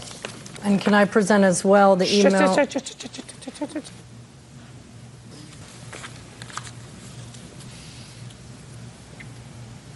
Fine. So I have here an indication that you acknowledge this $500 as a loan that she made to you. And you say, since we will not be working together on this project, I will get you the $500 that you loaned me as soon as possible. I told you at the time that I didn't know when I could get it back to you, and you said not to worry. Unfortunately, I still do not have it, and you are right about my personal finances, so I will focus on getting a job to pay you back as soon as possible. And the sentence prior to that indicates it was always intended that I would donate my time to get the project off the ground, but the intention was to raise financing for the short documentary and that I would receive a consulting fee for that. I understand that, but that never happened. He canceled the film. No, she didn't cancel the film. The film was canceled. The trip to India was canceled. Correct. But I was still working for her after the trip was canceled. You want to show me somewhere where you say I don't owe you this $500? Is that what you want to show me? Yes. Where does it say that? Further down in the email, the second paragraph, I will not be reimbursing you for any of these costs now or in the future. No. We'll be discussing the trip was canceled. I will not be reimbursing you for any of those costs now or in the future.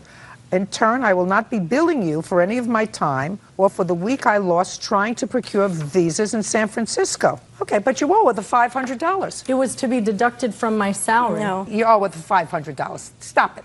You're embarrassing yourself. Anything else, Ms. Collins? Yeah, there's more in there. What? I mean, more references that was just a loan. I acknowledge that was a loan. Okay. Can I submit, Your Honor, that my visa was not revoked? I don't care. Okay. I don't care. There's no way she could go into Nagaland. Nobody can go as a single person there. Listen to me, madam. You have my answer with regard to the airplane ticket. You were able to get yours reimbursed, whatever way you chose to get yours reimbursed. Because don't show me about your father. If what you say to me is you were the leader of this troop, and as leader of the troop, you couldn't go because of your father's illness, then you should have been able to get the other people's money back on the other 2 tickets that you purchased, right? But you didn't, and you can't get hers. I told you, you get the airlines to reimburse the other 2. Come back and maybe we'll talk. Right now, all she owes you is $646. Judgment for the plaintiff, that's all. Parties are excused. You may step out. Damian Cecere says he helped friend Amy Brown with a loan to get started in a vitamin-selling business. Damian claims Amy has yet to pay him back. Pronounce your last name for me. Cecere. Mr. Cecere, I want you to understand that I have some familiarity with the kind of business that you're in. Do you want to explain it to Bert, or would you like me to do it? The nature of the business? Yes. Essentially, I have my friend Ronald here who has been in the business for 12 years, and he... Ronald doesn't have to explain it. Okay. I'm going to, in very simplistic terms, explain it to Bert. You tell me if I'm wrong. All right. Simple. You have this vitamin bottle, because that's what they sell, vitamins. Mm-hmm. And Ronald, that's this guy over here, he's been in the business 12 years. Mm-hmm. He sometimes sells these vitamins. Mm-hmm. But what he does mostly is get other people under him who sell vitamins. Mm-hmm. And depending upon at what level they buy in, they could buy in with $500 or $1,000 or $2,000, they get product. He brings him in, Mr. Sincere over here, buys $5,000 worth of product. He gets a piece of that. Sure. So it's like slavery, you know. What you do is he brings in, what's your first name? Damien. He brings in a lot of Damiens. Damien 1, Damien 2, Damien 3, Damien 4. And whatever Damien orders from the business, not sells, but orders from the business, Ronald gets a piece of. Multi-level marketing. Correct. Now, so then it inures to Damien 1 through 5. They say, listen, we want to be Ronald too. Of course. So we're going to see if we can get, what's your name? Amy.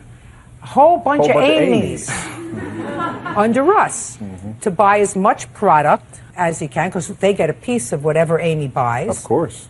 And him they too. also, and so does Ronald. That's right. Because Ronald gets a smaller piece of Amy, but he still gets a piece of Amy. And then, what's your name? Jamie. What's your name? Cody. Cody. I want to get a whole bunch of Codys because that's the way I'm going to make my money. And he's going to get a little piece of Cody, and he's going to get a smaller piece of Cody, but everybody's going to get a piece of Cody. That's the way the game works. Oh, yeah. Got it? That's right. Pretty much.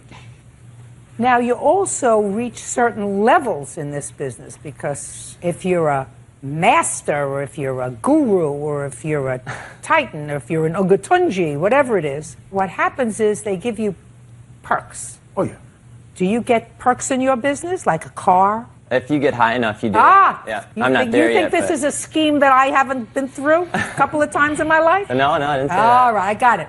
So if you get up really high, if you get to be a Grandmaster Ungatunji, they give you a BMW. Of course. Or they give you a Mercedes. So there are advantages for Ronald to get a whole bunch of Damiens, and for Damiens to get a whole bunch of Amy's, and for Amy's to get a whole bunch of Cody's, because in addition to getting the money, you also get the perks. That's the drill. Now, Damien over here got Amy involved in the business, and she bought inventory. How much worth, sir? It was worth $5,000. What are you asking him for? The questions are going to get harder. Oh my! I think it was worth about $5,000, and he actually put up $3,300. Okay, but you put up the money for her. Yes, I did. On your credit card. Yes, I did. Because you were hoping that she was going to do well in the business, and she wasn't such a good salesperson. And she couldn't find a Cody if she killed herself. She couldn't find a Cody. So you ended up getting stiffed for your money. Correct. And she sent back some of her product. Right, some of it. But you want, because you're stuck with the bill now, because you're not a Grandmaster Ogatunji yet. Right. There isn't any such thing as a there may be, I'm Grandmaster not that high Ogatunji, up. right? Yeah. Yeah, I sort of made that up because it sounded funny. So you want her to pay you the money. Miss Brown says you gave her all kinds of sales pitch. You told her she was going to make a fortune, that there were Codys floating around under every rock, that she was going to be able to sell these vitamins, that they were the greatest thing since sliced bread. And she couldn't do it because she was no salesperson. And since you didn't help her, she sent back the product that she hadn't used. If you have the bill, that's your problem.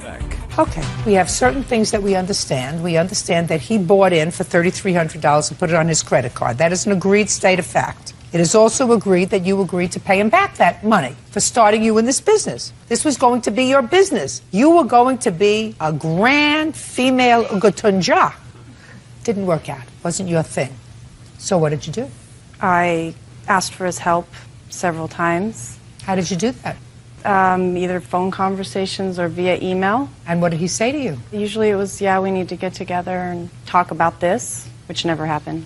And after so many attempts, I just sent all the product back.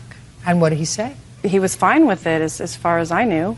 I told him I was going to do it, and he said he understood. So, when did he decide to sue you? I just was served about 2 weeks ago. When was this that you sent back the product? I believe it was May or June of 2006. So why did you wait to sue her, sir? Is not an answer. Okay. I wanted to work with Amy to give her an opportunity to pay back the remaining balance. Well, had you asked her for it? Of course. How many times did you ask her for the balance? Numerous. Both on the phone, and then when she started not returning my phone calls, our relationship was degraded. And I have in emails that she said she would indeed pay back the remaining balance. Can I see it, please?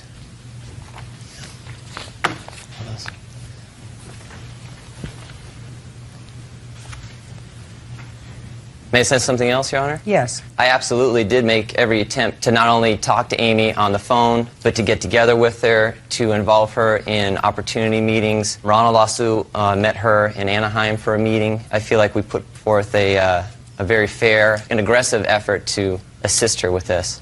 It is clear to me that over the course of several months, you agreed to pay him. And I agreed to make payments. So why didn't you? Because at the time I had lost my job, I was laid off, and I just bought my condo. And you just bought your condo? I just bought a condo, and then I was laid off, and then I was trying to get caught up with my other bills, which were a priority. Well, then you acknowledge this debt to him. A portion of it. Well, which portion of it, madam? I agreed to, okay, he had agreed to help me with. Listen, we're beyond that. We had agreed to help you. Now I have emails where you clearly acknowledge the debt, which belies what you told me, that he breached his contract to help you, which is why you don't have to pay him. So now we know that you agreed to pay him. So I'm asking you why. Is it because you bought a condo? No, the condo was prior to even meeting him. Well, so what does that have to do with paying him back? Well, no, I had been laid off, and that's when I met him, and he convinced me to do this so that I could make money. Then it didn't work out, and you returned the product, and you still said, I'm going to pay you. So what stopped you? Well, I didn't agree with the amounts that he was saying I owed him. Well, how much do you say you owe him? That's where I started 5 minutes ago. Okay, I believe I owe him maybe $1,000 just based on the portions of it that I was able to sell. Well, how much did you sell? Maybe a couple $100 worth to just... Where are your records? There's no record. I mean, you sell the container to people for cash. What do you mean, you sell it for cash and then you don't report it to anybody? Not even the government? How do you expect to pay your taxes? I don't know. This is something he was supposed to help me with. He's not supposed to help you with that. This is your business. Well, this is what he promised to help me with. I have the emails where he stated he promised to help me as well. How much product? $3,300. How much product did she send back? She returned $699.30, which was credited to my credit card. And she gave me a personal check for $300. And you cashed it? Of course. Good. Also, Your Honor, originally I gave Amy a can, 2 cans of product, which I said you can pay me back for. Just give me the same cans once you get your order, and she never did. So I had added that in as well. You're going to have to live with that, sir. Damien. Okay. So she returned $700 worth of product, bringing it down to $2,600, and she gave you $300, leaving a grand total of $2,300. And they actually prorated that, that they don't refund you the full amount. So they only give you, I think, 80 to 90% back. And that's what was credited to his credit card. Well, that's all right. He has to be made whole. You're a big girl. How old are you? 36. What? 36. 36. 36 years old. You make a decision. It doesn't work out. You have to take care of the consequences. These are slick guys. This is the way they make a living. They find people who are young, looking to start a new life, start a new business, not worked out in other fields, and they say, listen, you can make a lot of money. And some people make a lot of money. Mm-hmm. Ronald makes a good living, right? Damien, I don't know, do you make a good living? I'm working on it. Well, how much did you earn last year? With Just Where You Live? Yes. I'd have to look at my tax return. Let's try to give me a round ballpark figure, Damien. I'm going to say probably around $8,000. 8? Mm-hmm. You make a lot more. Mm-hmm. You've been there 12 years. Yeah. How long have you been in, Damien? About 3 years. Oh, when you're there 12 years, you're going to have that Mercedes you want. I hope so. What kind of car do you drive, Ronald? I drive a BMW. Now. Can I say something? Sure. The business has a 1-year money-back guarantee. So at any point, she could have returned the product and got 90% of her money back. The business isn't designed for people to fail. If they don't want to do it, if they get a new job, that's okay. So if there was ever a discrepancy, she could have returned all the product and Damien would have got reimbursed. So. But she didn't. Right. She's got to pay. Okay. Thanks. Sure. Judgment for the plaintiff in the amount of $2,300. Thank you. That's all. Bernice Fallick is suing her granddaughter's ex-boyfriend, 25-year-old Marvin Watson, for unpaid loans and collect calls from jail. This is your granddaughter? Yes, it is. Your first name is? Nicole. Who do you live with, Nicole? I live on my own right now, Your Honor. Where were you living when you were involved with Mr. Watson? I was living at my grandmother's house, Your Honor. How old are you? I'm 24 years old, Your Honor. What do you do for a living, Nicole? I'm a hostess. Hostess where? At the Outback Steakhouse. For how long? I've been with that company, Your Honor, for 8 years. So you have a responsible job? Yes, Your Honor. You have any children? No, Your Honor. Perfect. So you have no children, you have a responsible job. Yes, Your Honor. Ever had any trouble with drugs, alcohol? No, Your Honor, I have not. So far, is all that correct, Miss Fowler? Absolutely, yes, Your Honor. She only had one lapse. Yes, Your Honor. Yes, Your Honor. Yes. Your Honor, yes. I have to say, otherwise my mom will kill me, that she loves you. Now we can go on. Thank you. Very much. More than you, actually. Grandma, she wishes that was her mom. She would have done better in life. Okay, anyway. All right, Miss Fallick. Yes. This is what your lawsuit is about. Mr. Watson somehow wangled his way into your granddaughter's heart. Yes. And then he went off to jail. Yes. For what? For violating a restraining order. What kind of restraining order? And no contact. No contact with who? With my daughter's mom. And she got a restraining order because you were abusive? No. Because you were stalking her? No. Well, how did she get a restraining order? She didn't want me to see my daughter. How many times did you violate the restraining order? Just once. How badly did you violate it? I went to the daycare and picked up my daughter. So you had an order that said you weren't allowed to go near the child unsupervised as well? Until I appeared in court, yes. And you didn't like somebody telling you what to do? Yes. Got it. I'm just trying to develop the personality here. Now, Mr. Watson, was that the first time you were ever incarcerated? What word didn't you understand, Mr. Watson? Was that the first time you were ever incarcerated? No, it's not. What were you incarcerated for previously, sir? For assault. Assaulting who? Someone I don't know. A stranger? Yep. Where did you assault this stranger? At a bar. All right. Now, did the mother of your child allege, I didn't say you did it, but did the mother of your child allege that you also assaulted her? No. That you threatened her? No. She just said, I want a restraining order, and didn't allege anything? Yes. No. Well, we sort of, you know, in the family court where I used to work, we used to give out those restraining orders where there was no proof, nobody asked for anything. We'd have every other Monday. We just said, anybody wants a restraining order, you come on in, you don't have to say anything. We just give them out. Now, how long were you incarcerated for, sir? For 2 years.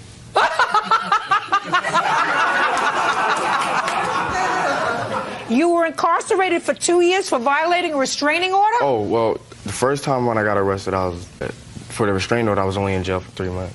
2 years for an assault? Yeah. Must have been a pretty bad assault. And the second time you were in jail for 3 months. That must have been some violation. And while you were in jail, Miss Fallick says she did everything that she could to make it easier for you. You called her house 2-3 times a day, collect.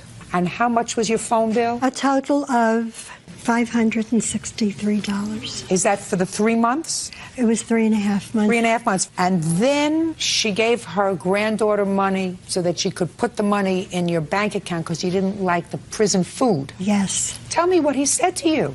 His exact words were, I'm losing weight.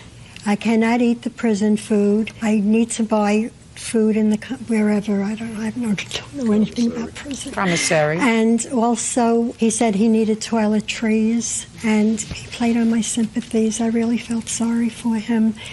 And he asked for $20 a week, which I gave him all the time he was in jail. And he said to me, I have $4,000 in the bank. When I come out, I will pay you. And I hear his words in my ears, I will pay you back. Also, one other thing I did.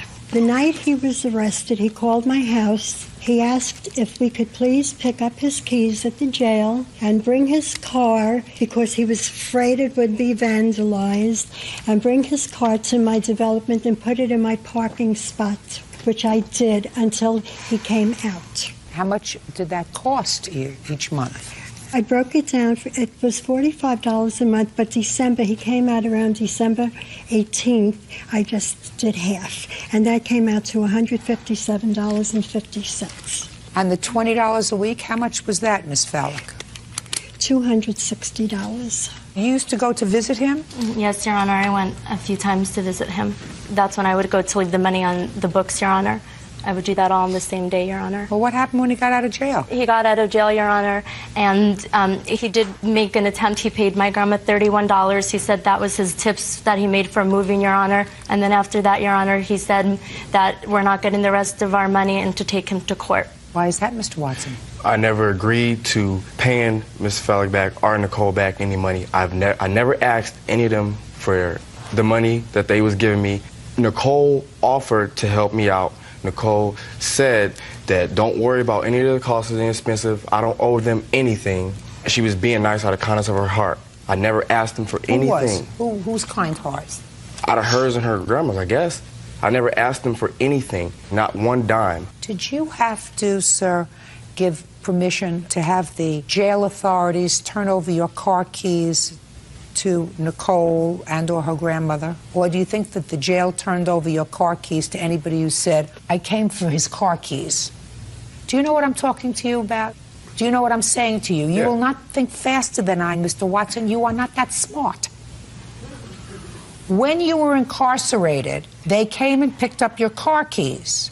Now, do you think that the prison authorities just turn over your car keys to anybody who walks in and says, I want Watson's car keys? No. So you had to have given permission for one or both of them to come and get your car keys. Is that right? I didn't just turn over my car Just a second. keys. Just answer my question. Yes. Now, what were they supposed to do with your car?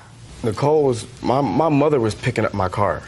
They would not have turned over your car keys to these two ladies if your mother was supposed to come and pick up your car, because I got news looks like them. Okay. You get me? I get you. I don't like liars, Mr. Watson. I don't like criminals, I don't like liars, and when there's a combination, it's deadly. Miss Fallick is not telling me any sort of a lie when she said that she spoke to you and you said you don't like the prison food, you're losing weight. Now, she may have been operating out of the goodness of her heart. I think she was. So why would I I think she was. For toilet paper, they give you toilet paper in there. She just said that I said I didn't have any toilet paper. They no, give not toilet paper. Not toilet What did she paper. say when she said it? I'm going to tell you what she said, sir. Okay. No, you got to go to a little advanced education. There's a difference between toilet paper and toiletries. Okay. Mr. Smarty Pants. Okay. You know the difference? I know now. You just told me. Well, what are toiletries? Did you make an error in judgment, Nicole? Yes, Your Honor. Don't repeat it. Judgment for the plaintiff in the amount of $980. That's all.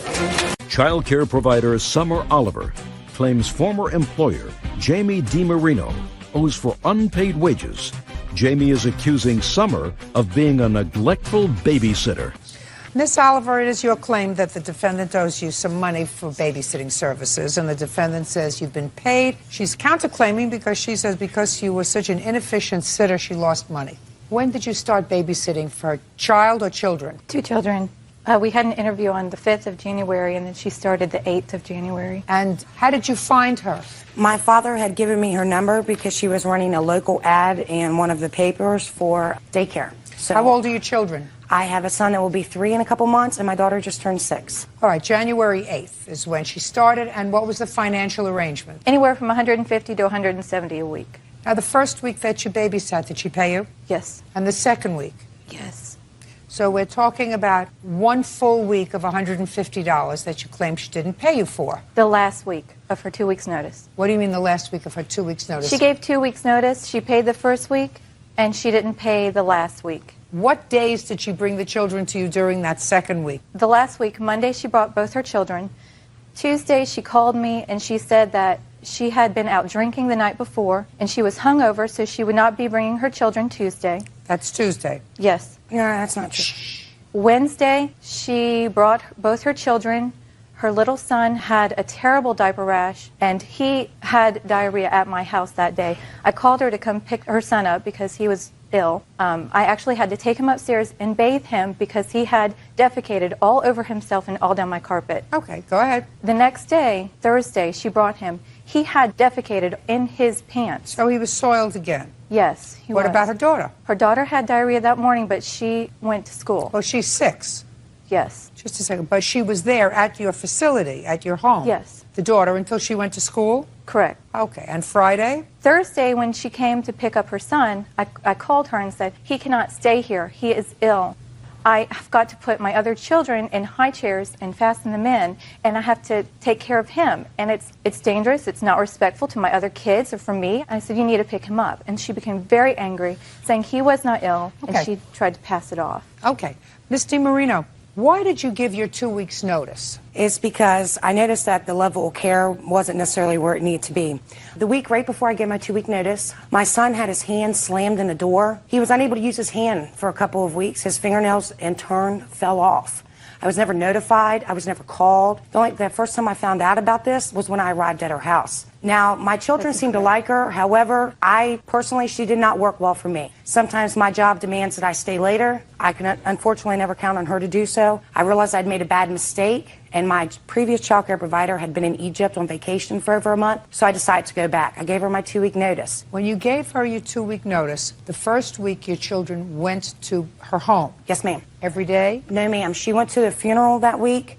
That was complete oversight on my part, and I paid her for the full week. Did you go to a funeral that week? Yes, ma'am. What day did you go to a funeral? Tuesday. Were you available to babysit? I was not. Were you paid? I was. And everybody else paid the full I don't care what everybody else did. Everybody else is not suing. Well, I gave her credit of $120. The 3 days, I've added a $10 late fee as per our agreement that we had. Just a second. It's not a late fee. There is a dispute as to whether or not you're entitled to be paid. So forget late fee. Ma'am, she signed an agreement with me that she would pay a late fee. Listen to me very carefully, which is why you are here. Do you understand? I want you to forget late fee. That's not happening. She signed a contract that said that she would pay. Listen to me. Regardless if her children were ill. I want you to pay careful attention to me. Anywhere in your contract does it say if you are unavailable to babysit, you get paid anyway? No, ma'am. So that some things are not covered by contract. Is that right? Right, but others When are. there is a dispute as to whether or not you are entitled to payment, that falls outside the contract, just as the fact that you had a funeral to attend and you couldn't get anybody else to cover for you because your job is very personal in nature. Correct. So when you can't babysit for people whose jobs depend upon you doing your job, very often they lose their wages from their job. Correct?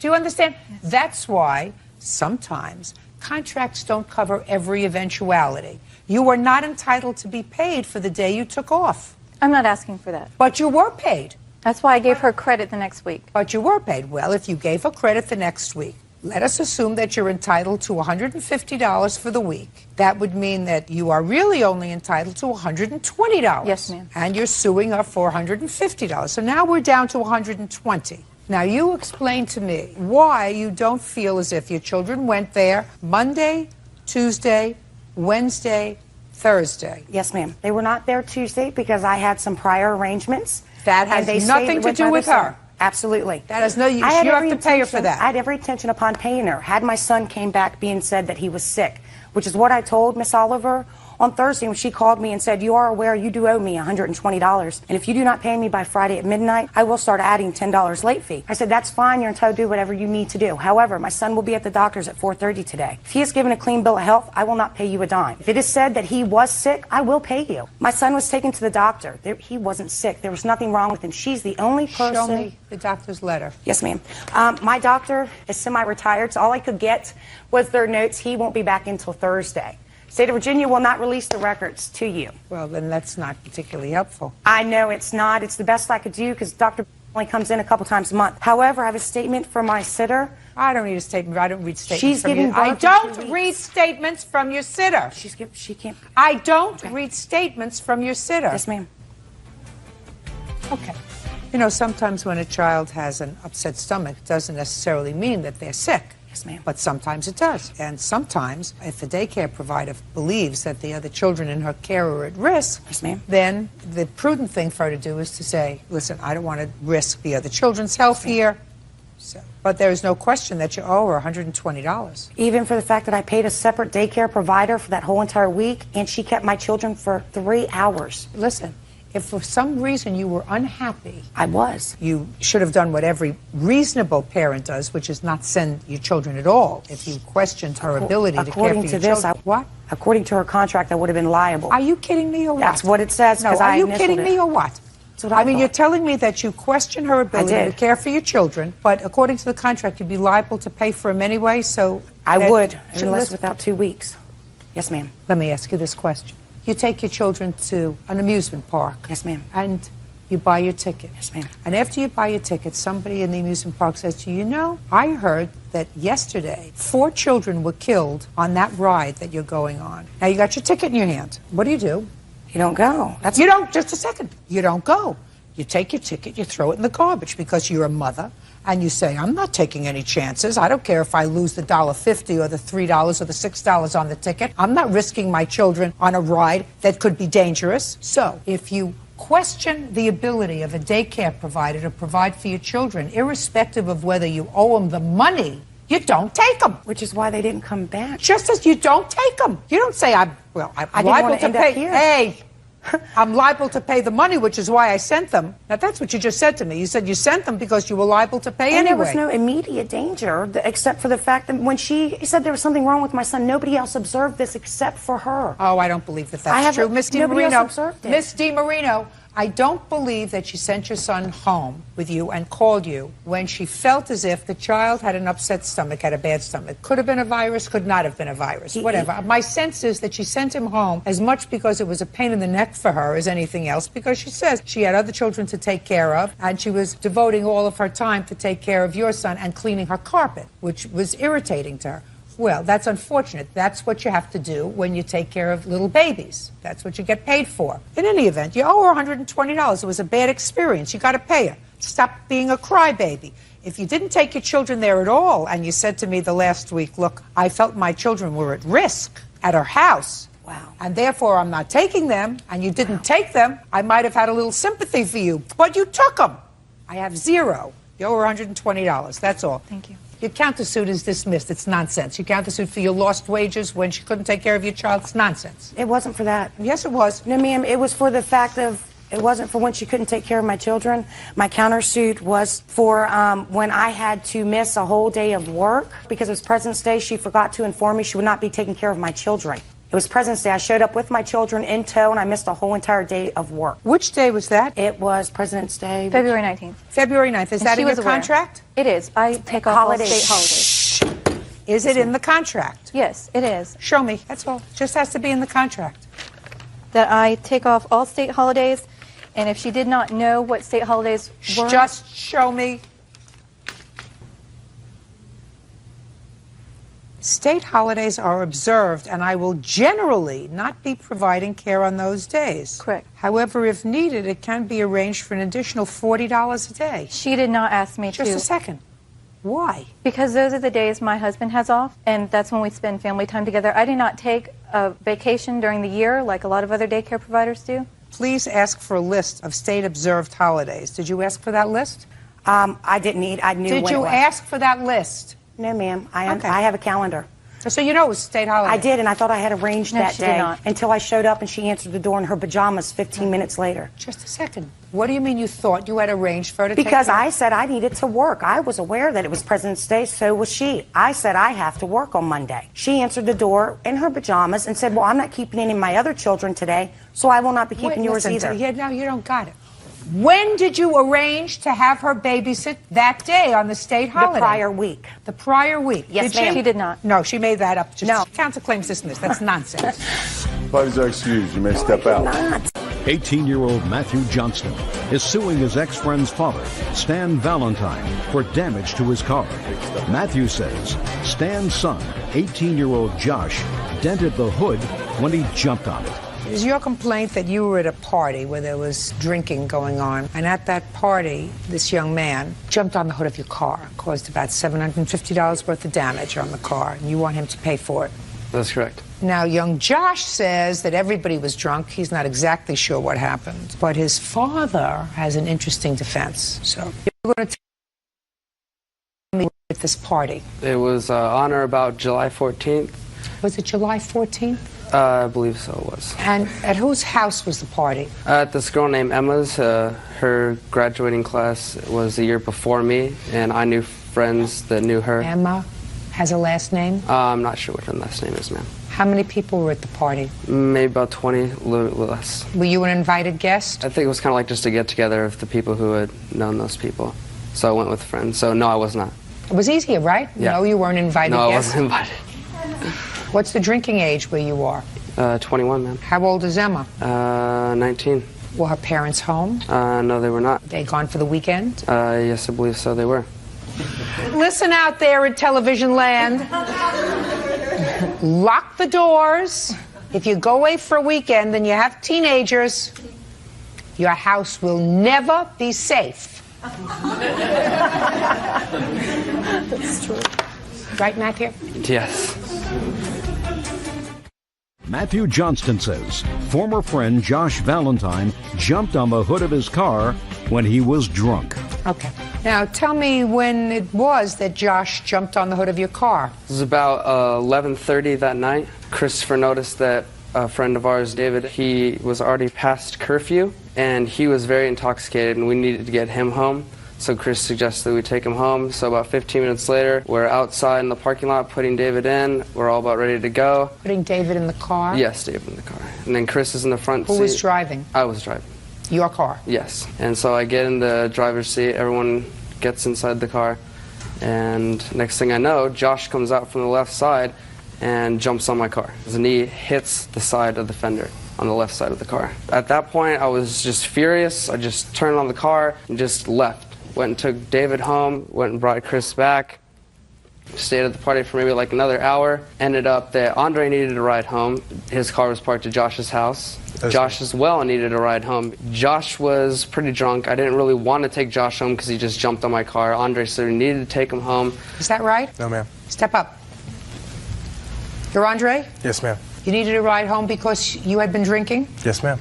And he had been drinking? Yes, ma'am. Did you see him jump on the hood of his car? Yes, ma'am. Tell me what happened. Josh actually comes on and puts his hands on the car. It doesn't, I mean, it could have been forceful, but it wasn't enough to see that would knock a dent in the car. But yes, he did slam on the front of the car, told him to stop, and we didn't want him to take Dave home. Well, you did a lot of double talking there at the very end, but what I gather that you said was, yes, you saw Josh, who had been drinking, put his hands in a forceful manner on Matthew's car. Yes, ma'am. Perfect. Do you have a car? Yes, ma'am. What kind of car do you have? A 02 black Mustang. Where did you leave the car? At Joshua's house, ma'am. Why? Because I wasn't going to drive that night. Because you were drinking. Yes, ma'am. Smart. So you're smart enough to know that you don't want to get into a car somebody driving who has been drinking. Yes, ma'am. Is that right? Yes, ma'am. Now, to drive you home. Yes, ma'am. Is that right? Yes. One must assume from the fact that you allowed Matthew to drive you home that you felt as if Matthew was in good enough shape to drive you home. Yes. Is that right? Yes.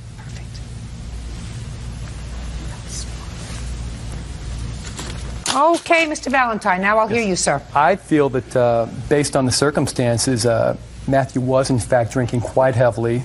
You don't know that. That's not according to your witness. Not according to your witness. Your witness just testified, sir, unequivocally, that he felt sufficiently comfortable with Matthew driving him home, and he would not have gotten into a car with somebody who had been intoxicated, so that he left his car home because he wasn't going to drink and drive, but he allowed Matthew to drive him home because Matthew was sober enough to drive home. So let's get over that.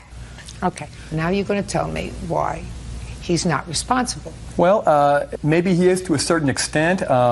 I would say that he has some partial responsibility, possibly, if anything. There are some inconsistencies in Matt's story. First of all, he didn't contact Josh the next day. I didn't ask about contacting him the next day. Oh, I guess I feel that Matt has responsibility. I feel the people that put on the party had some responsibility. Why does Matt have responsibility? Because he was drinking. What does that have to do with the dent on the car? Well, I think if you're going to go out and go drinking and driving and partying and you're underage, you probably should not be surprised if there are going to be negative consequences. I think he should have some responsibility. That's what we're talking about here, Mr. Valentine, responsibility. Yes. Where's yours?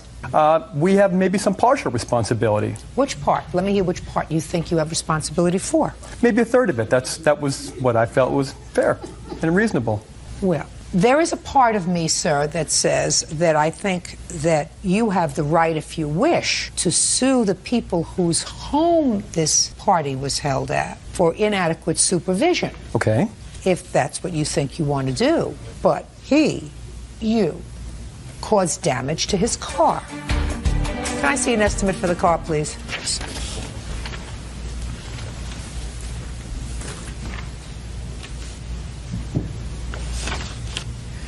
649.07 to pull out the dent. Is that right? That is correct. That's what you owe him. That seems go a to bit school? steep. You go to school? I do not. I work. Really? Terrific. What kind of job do you have? I work at BAE Container Solutions making... How old are you? Missiles. I'm 18 right now. You work full-time? No. What do you do at the other part of the time? Not work. What do you do? Stay at my house. I don't know. Is that productive? No, it's not. I can't have a full-time job yet. How about going to school? I choose not to. Well, do you mow the lawn, clean the house, build a garage? What do you do? I live in my own apartment with Andre and my other friend Justin. Who pays the bills? Me, Andre, and Justin. With a part-time job? Yeah, it's really cheap out there. Great. Okay, judgment for the plaintiff in the amount of $649.07. That's all. Thank you. Parties are excused. You may step out. 26-year-old Crystal Quint is suing the father of her son, Aaron Steele, for more than $2,000 in credit card charges. Miss Quint, how old are you? 26. Have you ever watched my courtroom on television? Yes, I have. For how many years? Many. How many is many? Probably 10. And in the 10 years you've been watching how the proceedings go here and what the litigants are like, didn't it ever impress you that whenever you give money to a guy, you always get the short end of the stick? Yes. You thought you were different. Yes. And you thought he was different. Yes. They all think they're different. They're all the same. I know that now. You have a child with him? Yes, I do. How old? He'll be 3 next month. How many times did Mr. Steele propose marriage to you? Once. When? January 1st of 2007. And what did you say to him? Yes, but it only lasted 5 days. Just a second. You said yes? Yes. And what happened? Well, we were engaged, and then 5 days later, I broke it off. Why?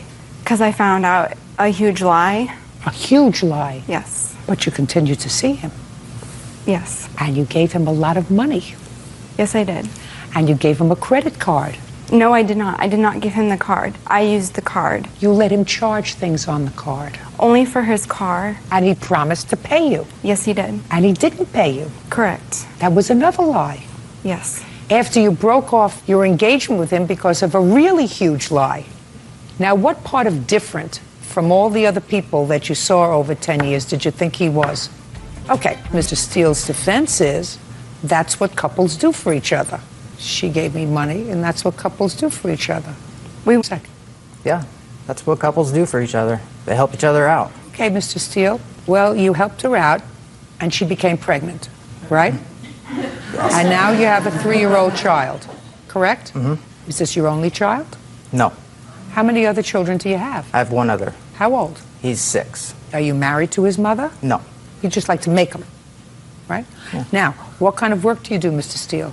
Construction. And He's how much? not working right shut now. up! Do I look like I need help? You're in construction. Mm-hmm. And is there a child support order for Miss Quint's baby? Yes. How much? It hasn't been settled yet. Well, the child's 3. Mm-hmm. And for the last 2 years, have you lived together? No. How much child support have you paid? I haven't paid any child support. Well, then I'm trying to figure out what you do for her as a couple. I paid bills that I had to Tell pay me. when I was working. No. Just tell me, in the last 2 years, what bills did you pay for her? Rent, cable. Just a minute. Rent? You paid her rent when? 2007. When in 2007, sir? Like January, February. I helped pay rent every month. For how long? The whole time I was living there. When you weren't living there. I didn't pay anything. Well, that's what I'm asking you, sir. In the last 2 years, you have a child. Mm-hmm. They haven't set a child support order yet, but that doesn't mean anything. The child is not, you don't put him in a vacuum for 2 years. The child eats, has clothes, has medical, has all kinds of other expenses. I want to know how much you pay Miss Quint. I assume the child is with her. Yes. How much do you pay for your child? Nothing. Why? I don't have the money, even if I did want to pay. Who cares whether you have the money or not? I don't care whether you have the money or not. Is it a boy or a girl that you have in this Quint? It's a boy. Your son doesn't care whether you have the money or not. He has to eat. Mm-hmm. And how much money do you send for your 6-year-old? None. You think that he lives on love too? I hope. I hope. You're a bum. You're a bum who spends a lot of money on his own jewelry. You think that I think you're cute? I don't.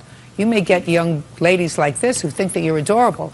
I guarantee you, to me, you look like nothing but a bum. Now, what did you take money from her for in 2008? You needed to have your truck fixed. And how much did that cost? Well, it was my car. I don't care whether it was a truck or a car. It had 4 wheels, not 2, smart Alec. Let's go. How much did it cost? About $4,500. And who paid for it? Crystal Quint did. From what money? On her credit card. And how did you think that that was going to get paid? Monthly payments. By whom? We were a couple. You weren't a couple in 2008. You told me that you moved out in 2007. You weren't a couple. Couples who have children together live together. You weren't living with her in 2008. I didn't plan on paying anything back to her. Well, that's a big mistake. Should have saved your money from K Jewelers and put a little money towards your car and spent a little more money on the children that you made. You pay you back any of this money, Miss Quint? He paid a total of $141. You have 2 children, right?